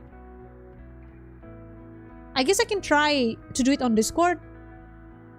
You know what? I'm gonna do it on Discord. After this game, I just needed something, man. That's why I tease you so much. But Mare, I really do love you too. For who you are. You're like my sunshine. That's too cheesy. And that's exactly the word I will use. Fuck! I can feel my face turning redder with every word. But I soldier on. You make my life brighter. And I don't try to coddle you. I just don't want to see you feel sad. Need another member, Naoto? Yeah, that's what I'm not sure about. Maybe we can have a open server, Pokey, so that others can join in. Others, rando, I mean. But I screwed that up, huh? But it'll be a serious one if we have others. If we have randos. Sniffling, Marina wipes her eyes and nose. A little. The tiniest, smallest trace of a smile flickers at the edge of Marina's lips. That alone sends a wave of relief rushing through me. There's still more I need to say, though. I'll try to stop doing that so much. I can't promise it'll never happen again, but I'll be more thoughtful about it. The voice acting in this DLC is like miles better. Haha, Miles, get it? The Highway Blossoms, you know, road trip. I'm sorry. Got him. But it is miles better than the main game. This is so fucking good. sad is literally the last thing I ever want to do. So I'm sorry for doing it so often. And if eating ice cream and taking pictures and snuggling is what you want to do, then I want to do those things too. I want to do whatever makes you happy. I mean it. From the bottom of my heart, I mean it. My word seems to hang in the air between us, fighting the gusts of wind to not be ripped away. Please don't say the things that I thought you were gonna say. Marina Banks hide her eyes and face. No, no, no, please. The silence stretches on and the pulsing anxiety returns with it. What if she doesn't accept my apology? After all, this was clearly something she'd been holding in for a long time. I know that an apology is just the beginning of making things better, not the end of it. What matters is how I act from here on out. But what if she's not willing to take that chance? Could I really say that I don't deserve it? Marina? I'm afraid of what she might say.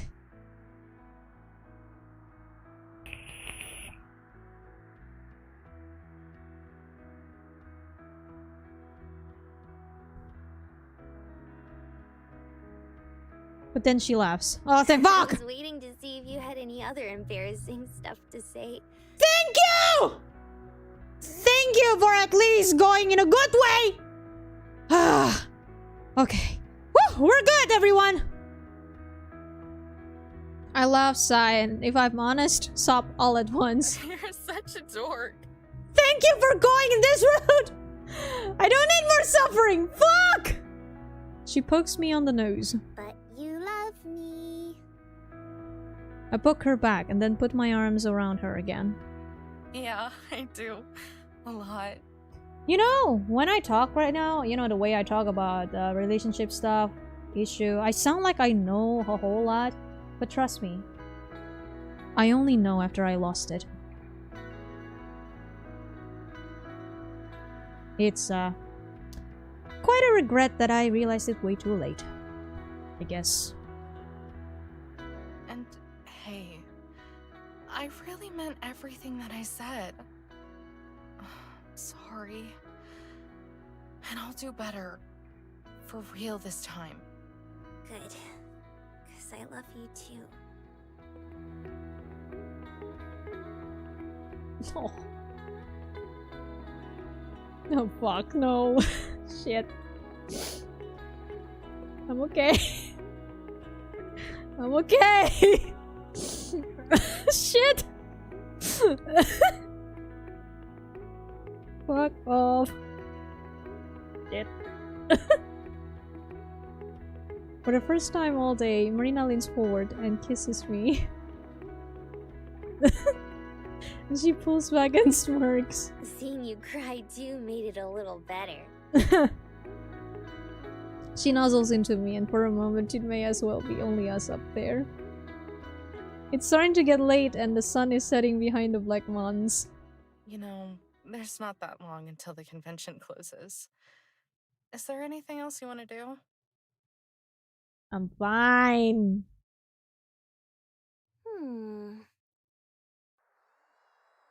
Distant, excited screams reach us as the roller coaster nearby plunges around the corner. Before that, is this right at the end or is there more? Aurelio, are you here? Someone who have played this game? Help me. I want to know. Oh god.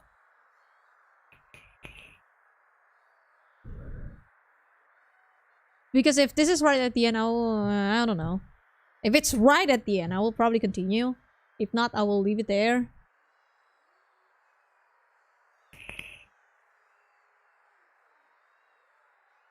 Accidentally finishes the game. That's what I want to know. Is this at the end of the game? Does anyone know?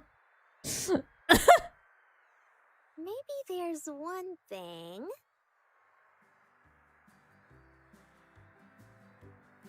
I think I should leave it for the next. Yeah, I want to leave it for the next stream.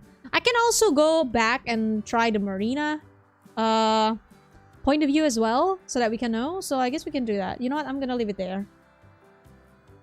Even before this is right before, but yeah, I think we still can do stuff. It's okay, Alexa. It's okay. Thank you so much for stopping by the stream. Hopefully we'll see you in the next stream. Bye. Bye. We'll see. We'll see. In before, if the next stream, the game ends right there, I'll just play Phasmophobia. I'm actually quite addicted to it. It's so fun. It's a horror game. It's so fun. Also, fuck this game. Fuck. I'm guessing there's still Marina meeting tests, so there should be more. Are you okay, Naoto? I'm okay. I'm okay. Such a great thing. I like the DLC a lot. It's not a long game, I can tell. But it hits you right fucking there.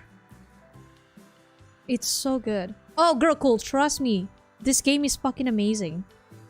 And it's number 4 in my list now. Just because of the DLC. That's probably very biased of me because... it hits me right in the feelsies. It just hits me right in the bullseye with everything they have. Even when I play the main game, I remember I was so triggered when Amber was so angry. And she just couldn't help but lash out on Marina, who didn't do anything wrong. It was all... It's so real. The reason why Highway Blossoms is extremely, extremely good is the fact that it's so fucking real. The absurdity is still there. The anime absurdity is there, but it's so real. At the same time, it's way too fucking good. Such a good game, such a good game. This makes me appreciate the game even more. Definitely number 4 now. I don't even know what was number 4 before. Number 4 before? Ta-da! Lesbians! Yay! Oh, wait. No. I forgot we need to do that. Hold on. Pow! Yay! Guys! Lesbians! I'm so glad I still have that. Oh, boy. Oh, I still have this. Oh, trust me, girl, cool. It's such an amazing game. Because, the way the characters are, the way they talk, man, so fucking real. But it's not too real that it's not anime anymore, I guess. The good version made it the best game. The good ball mode. Hi, I'm your new girlfriend. Lesbians. By the way, that came from the game, from this game. The lesbians, in case, if you haven't played the main game before, it came from this game. Yes, this game is so real life. I agree. It's so good. It's fun. It's real. It hits you in the feelsies, especially for me, I guess, because the characters reminds me of something that I tried to forget. Yeah, even though I couldn't really forget things. Not that. I mean, it's not like I should forget. I should remember, actually. I should remember and try to be better. I mean, if you forget and then you became that again, that's not good. So it's better to remember and never touch that part of myself again.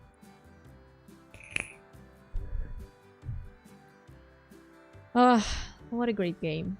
I can't believe I'm actually talking about real life shit because of this game. Well, this and flowers. They really did the numbers on me. Great game. Great game, I mean. Such a great game. God. This is definitely better than Heart of the Woods. Heart of the Woods is also so much fun, not gonna lie. All the memes, it's still like, oh my god, it's so fucking good. But this one just nails it, man. It's okay to talk about it. I know, I just don't know whether I should talk about it online or not. There are things that I still need to keep to myself. May have lied about 1 hour thing, but I'm still here in a bad binge. Oh no, CC. I'm about to end the stream though. I can't handle it anymore. This is too much for me, CC. It's too real. It's attacking me. I can't do it. I'm so sorry, CC. Oh man.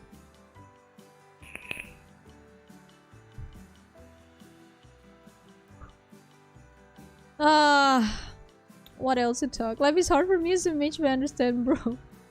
Oh, this one, man. It's just... It's killing me. I cannot go for a full 4 hours of this game. It's too much. Maybe we can have the story some other day when it's more appropriate. Maybe, I don't know. I'm just not sure if it's something I should talk about online. I mean, there's someone else in my story. I'm not sure if they want me to talk about it. That's why I will never say any names, though. I will never say any names.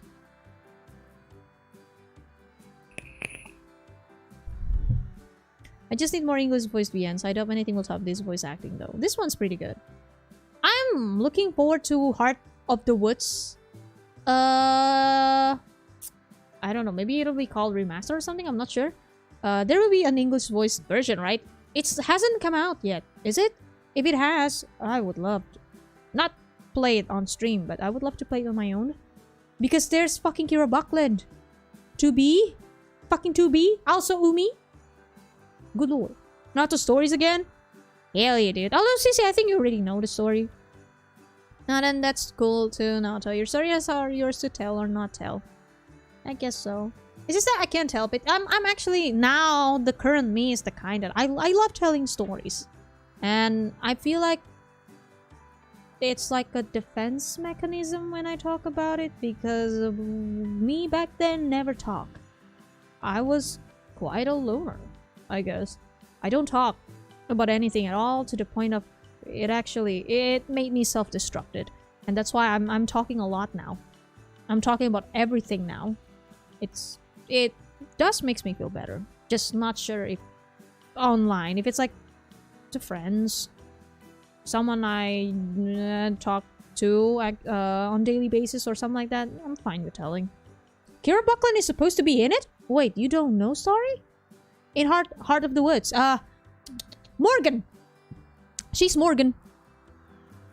Oh, Myth Gamer. I actually love playing visual novel games. Mostly, I actually only play visual novel games. But right now, I'm branching out to other things because other things are actually interesting. If there are new Yuri visual novels... Oh, wait. Shit. Aurelio told me something. I don't have the thing. Oh, no, Seabed. I'm curious about that. Kinda. I'm not sure if I'm gonna be playing that, though.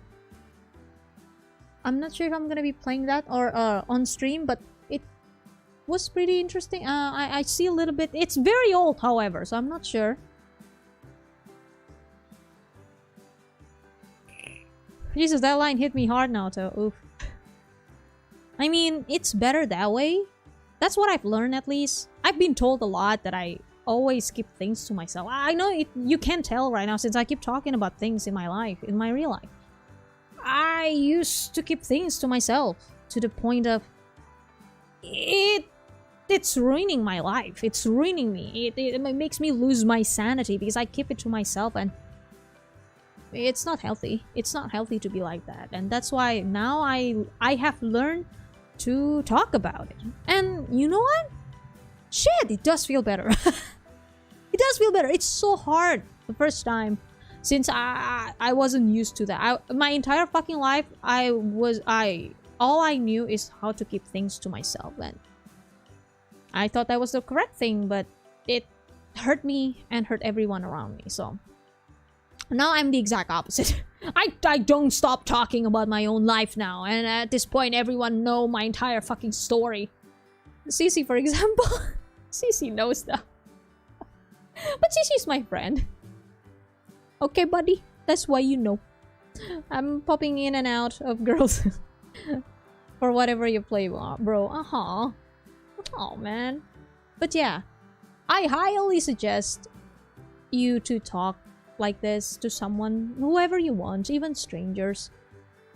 Kakak Brong is like, yeah, you know what? Yeah. Kakak Brong was the silent witness too. Hey, I'm way different now, and I'm proud of myself now. I couldn't say the same for the me back then, but hey. I'm better, and this stream is all about me now. Oh lord. It's always about you! No, I feel hurt now. Thanks, Marina. But yeah. Just got home and I heard Naruto talk about this. It's just about the things in the past, Kakabruang, how I was so different. You know how I was, right? Egotistical. I didn't know any better. I didn't know how to talk, how to interact. It's all about me. Oh, I was such a piece of shit, for sure. Even the me last year is still like a piece of shit. Damn, my family telling me not to talk about my problems with friends and family problems are family problems. And now I'm like, no, holy fuck, listen. But it's better that way. Oh, Pookie! Aww! Pookie, aw, thank you. Oh, that's sweet. Aw, buddy. Oh. People change, you change into a better person. I'm glad that I'm changing into a better person, not gonna lie. Kakabrung and Poki is the ones that have seen me in my lowest and when I was still a fucking huge asshole. Oh, I'm so glad that even you two think that way because you two were the ones that actually know. Oh. Oh. I mean, right? First time I said that to Naoto feels weird. Oh, Pokey. Oh, buddy. Oh, you too. Thank you for you too. Thank you for keeping up with me. What's the word I'm looking for? I'm sorry, I was such a piece of shit to well, not you two. Well, kinda to you two, but thank you for staying with me nonetheless as friends. I'm glad. Please don't let it build up and trap inside. No matter what anyone says, everyone deserves to be heard. Oh, Bridget. Okay, Pokey, let's play. Oh, Kakabruang! Let's play Phasmophobia! No, you're gonna go somewhere, right? No. Oh, wait, aren't you like going somewhere right now? So yeah, you can't. I'm probably gonna be playing with Pokey then. Either that or I'm gonna be playing on my own Phasmophobia after this. Not on stream. I'll probably play it and stream it on Discord. You can go to my Discord, by the way. You can go to the description down below and go to my Twitter, and the pinned tweet is the invitation to my Discord channel. Thank you. Heck no. Yep. Don't worry, Kakabruang. Don't worry. You have your sweet time there.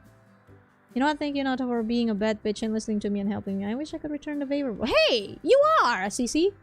You are. I don't think I talk a lot, all the things that I talk about with you to exactly everyone, so hey, you're my buddy.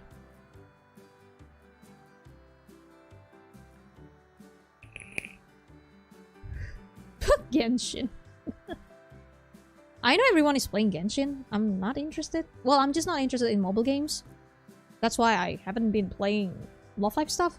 It's because I'm that's just how I am. I'm not that interested in mobile games to begin with. It's so hard for me to just keep playing things on my phone. It gets to the point of annoying sometimes to me.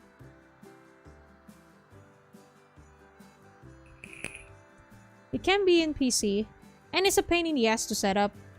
So I'm just... It's on PC though, that is true. But the way it is, I'm not sure if I'm interested in it. I don't know, man. I guess what I've seen so far, I'm just not interested. It's hard for me to get interested in games these days. The ones that really caught my attention is Phasmophobia. That's way different from something like Genshin.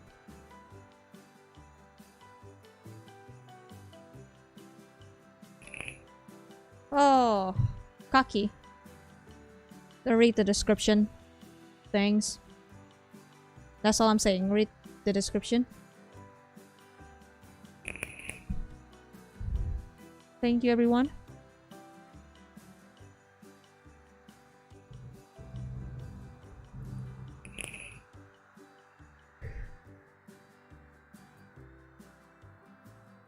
I know everyone is excited about that. I know everyone wants to talk about it. Don't talk about it on my streams right now.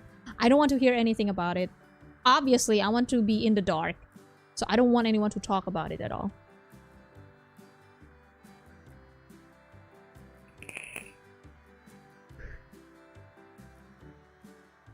I love my adventure and open world games, so it depends on the person. I mean, I love that too. It's just that I am not interested in that kind of game right now. Maybe right now, maybe later I will get interested. It tends to happen. Like, I wasn't interested in Fall Guys at all. I think everyone in Discord knows that I wasn't interested in it at all and was raging as shit when I first played it. And turns out I have fun. So hey, that's just how I am. I tend to like, ew, no. And then I'm like, oh, yes. That's... Love Live started from that. Ew, no. And then now, oh, yes. K-On! Start from that. Ew, Slice of Life. Ew, not edgy enough. And now, oh, yes. There's a literal Mio figure behind there. Thanks. My name is Tainaka. So, yeah.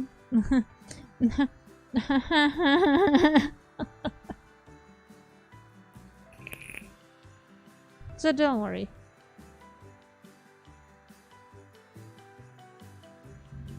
I feel you now too. Oh, K-On! Yeah.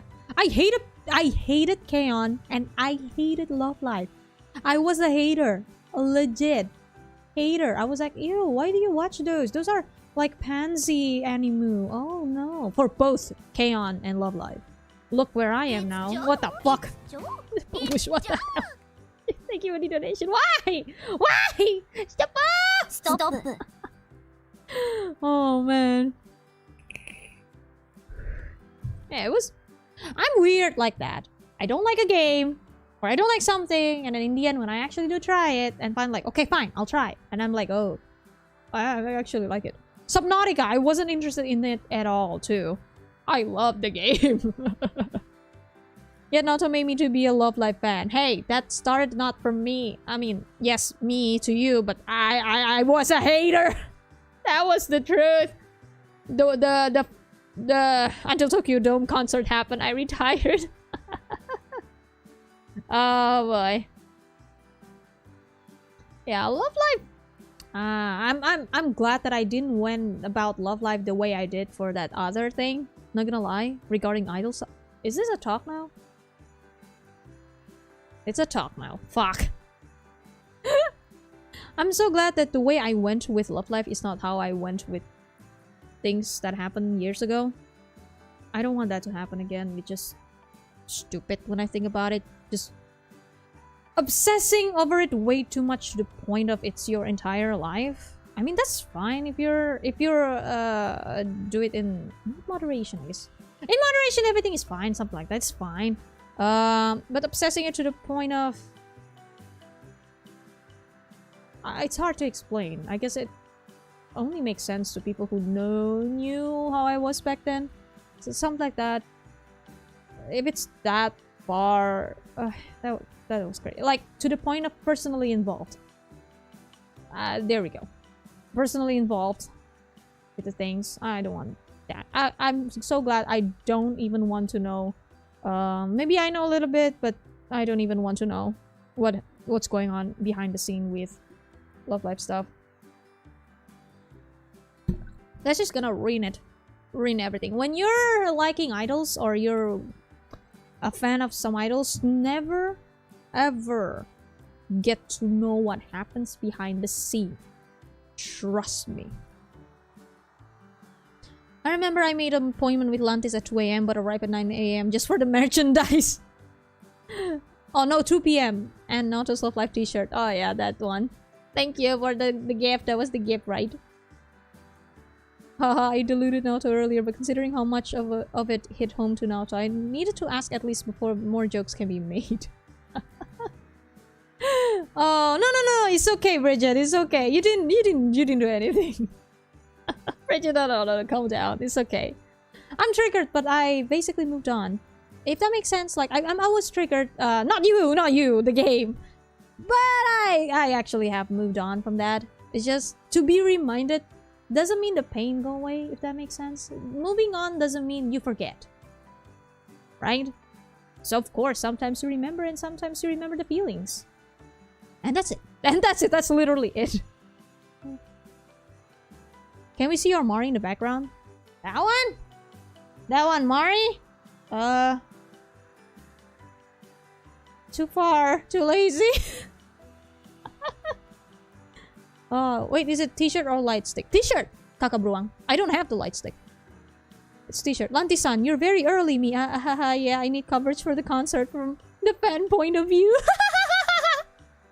Oh yeah, you went there as the press. I forgot.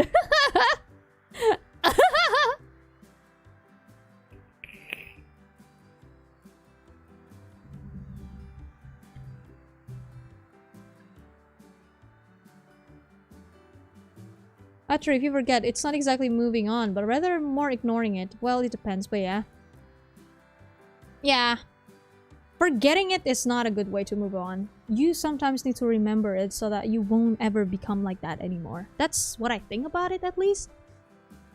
And that's why, despite me still in pain remembering that, but hey, then I realized after that, hey, I'm way different now. And I'm fine with where I am. I'm absolutely fine and proud with where I am. Accepting, I guess. Absolutely. Yeah, that's why I'm just chilling, although the games really does make me talk about the past a lot, but it's been years, guys. It's been years, so I'm like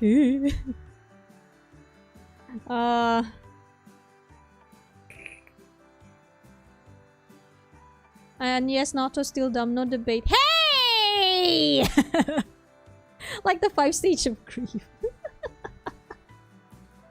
For fuck's sake, Pokey. I swear to God.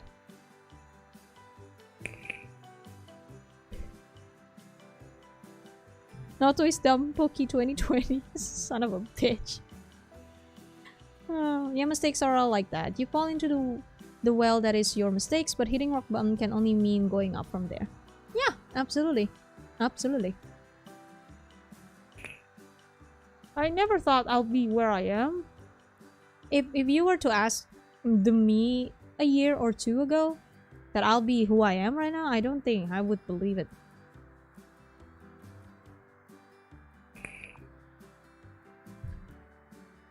Agreed, Nato's the half genius, yes. Hey, I'm still half a genius!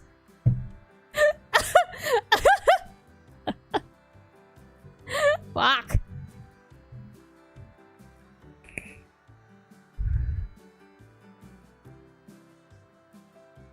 What else to talk about? I don't know. I think I've talked about everything in my life. Well, not everything, but I think at this point people already knew how I was, at least. Weirdly enough, the really asshole me was... Remember all the reactions? That was still the asshole me. Weird, huh? I guess that's why when I watched the old reactions, I don't feel like that's me. At all. It just feels like that's not me. And really hard to go back and watch the old stuff. I was so different. That was weird. Not the stream #1 trending. What do you mean #1 trending? God, I wish. Talk about the ghost hunting yesterday. Oh, come on. Once you're okay, once you're feeling okay, Kakabruang, let's do it again. I really like the game. I really like it. And Pokey burnt all the smudge stick all over the house.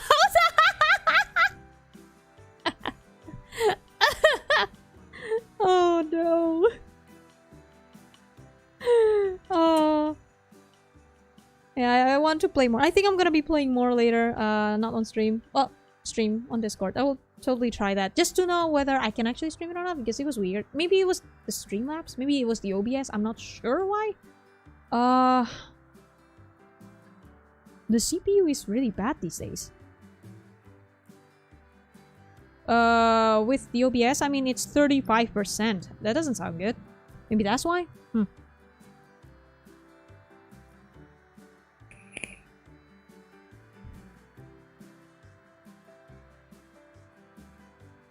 Love Life? No, I'm not gonna be talking about Love Life. Nope. No talking about Love Life. Again, I want to be in the dark. Nobody fucking talk about it, or I will yank you from my chat. Especially the new one. If it's the old one, sure. If it's the new one, no. Don't even talk about it in my chat.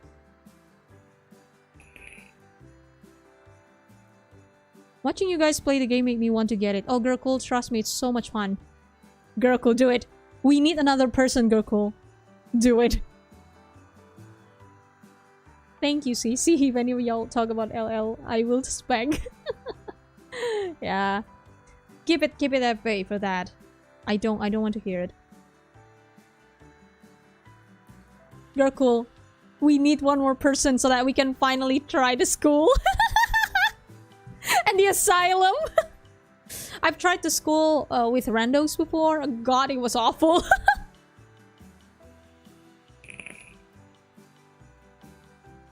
Judah, did someone say spanking?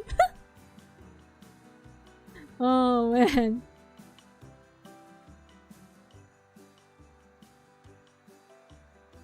Let Pokey become the fish bait. Everyone, nobody wants to go in the house. Everyone just stay in front of the door, including me. I'm just like, okay. Everyone's just out here, so I'll just be with them. I don't want to go alone. Oh, Dan, you'll see. You'll see how fun it is. Don't worry, I'll stream it later. I don't think I will sleep right now. Pokey annoys the ghost so much. That's the fun of it, Kakabro. Pokey's just like, John Taylor, are you gay? Pokey.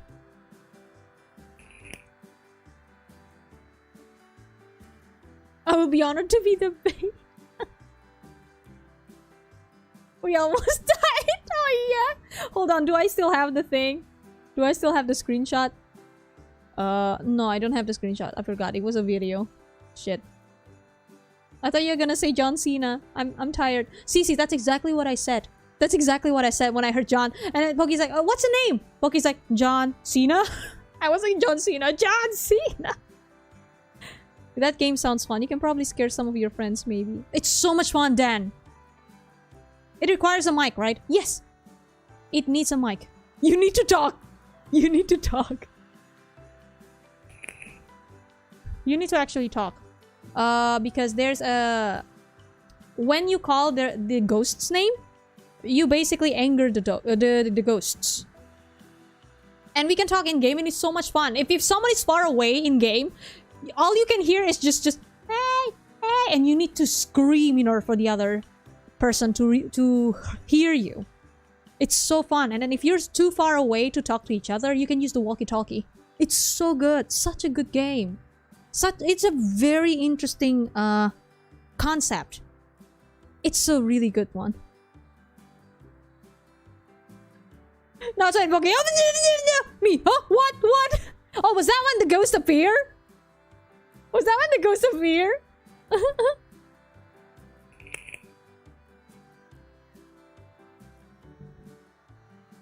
Game Busters. I want to look into it. Oh, it's so much fun. Oh, don't worry, CC. I will probably stream it on Discord later. Soon, after this. I'll probably try to play it with Rando for now. If Pokey... I don't think Pokey wants to play with just me. I mean... I get it. It's too scary with just 2 people. It's better to have more.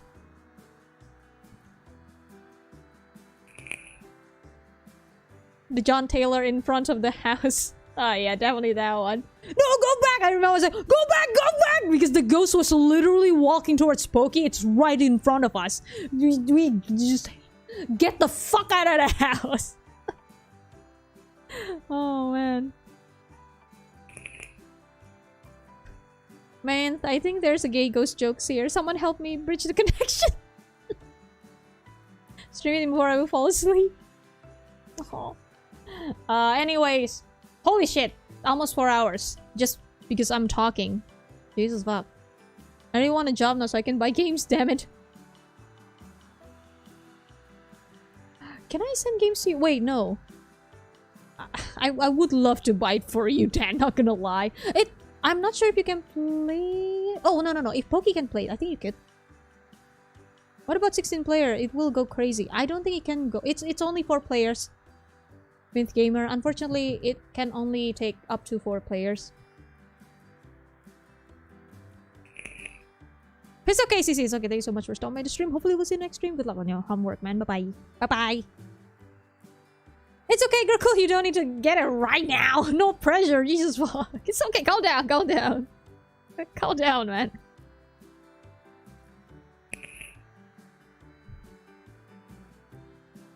Where's Jay? Jay, if you can hear this, buy Phasmophobia and play with me.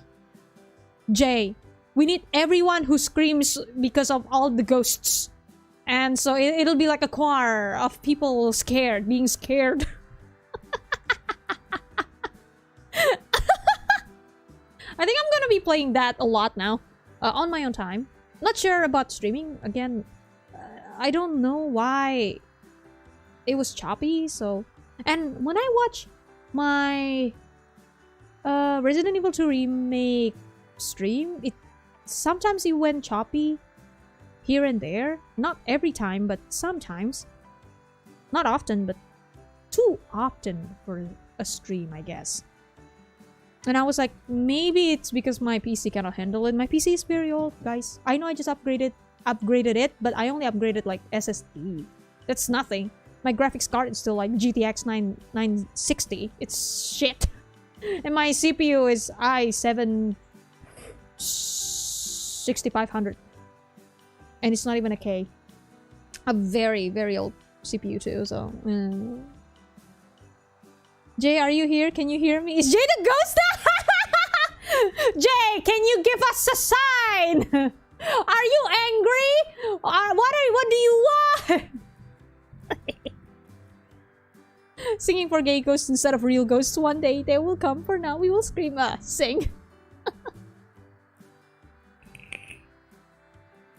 Utopia core, I see.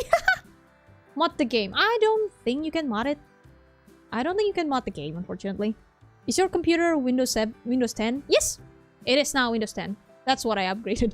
Jay, write on the book! Jay, if you're here, write on the book. Hey guys, the room is getting cold. Freezing temperature! It's gotta be a wraith! I don't even know if that's a wraith. Jay, are you a poltergeist? Jay, can you give us a sign? Jay, don't stop. Jay, no. Jay, I know you're not here anymore. Just stop. Go away. Go away. Well, the corner has O'Hara's, but I guess you can join in their corner a little bit. Stop. Anyways. Yeah, I'm so gonna be playing Phasmophobia. If anyone else want to join in, do tell. I'm gonna be playing later on my own. I need to test it out to see if I can stream it. If my PC can handle streaming it. For now, I need to go. I need to stop the stream for realsies now. Anyways, thank you so much, everyone. Thank you so much for stopping by to the stream. And thank you so much for all the kind words, all the kind support. No, seriously. All the kind words, man. You've been so kind. You've been so kind to me in the chat. Thank you so much. I love y'all. No homo. Or no hetero. Whichever that is. No homo hetero. No homo hetero? Oh, man. Oh yeah, thank you so much. Again, thank you so much for listening to my boring stories. I'm sorry. I bored you with the stories that I probably have told before. Thank you so much again. And thank you to you who's watching this after the fact as well. And, well... oh, also, thank you to my patrons and thank you to everyone who has been donating to me. Thank you. Thank you so much. Thank you so much, man. And, well... That's it for this stream, and I will see you in the next stream. That is for Persona 3 Fest. The suffering continues with the grinding. Persona 3 Fest, I swear to God. On Friday, right? Yeah, Friday, 9 p.m. Indonesian time for more of that Shirogane. Beautiful, beautiful face. Oh yeah, Shirogane being such a chat, everyone. I can't wait to play that as well. Well... Anyways, a good night from Indonesia, and then I'll see you on Friday 9 p.m. Indonesian time for Persona 3 Fest. Okay, bye-bye. Good night from Indonesia. Bye-bye, everyone. Bye-bye. Good nighty. Good nighty.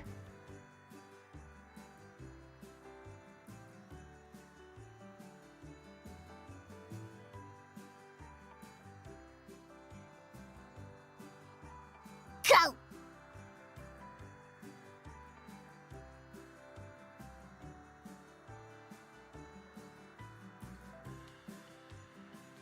Yes.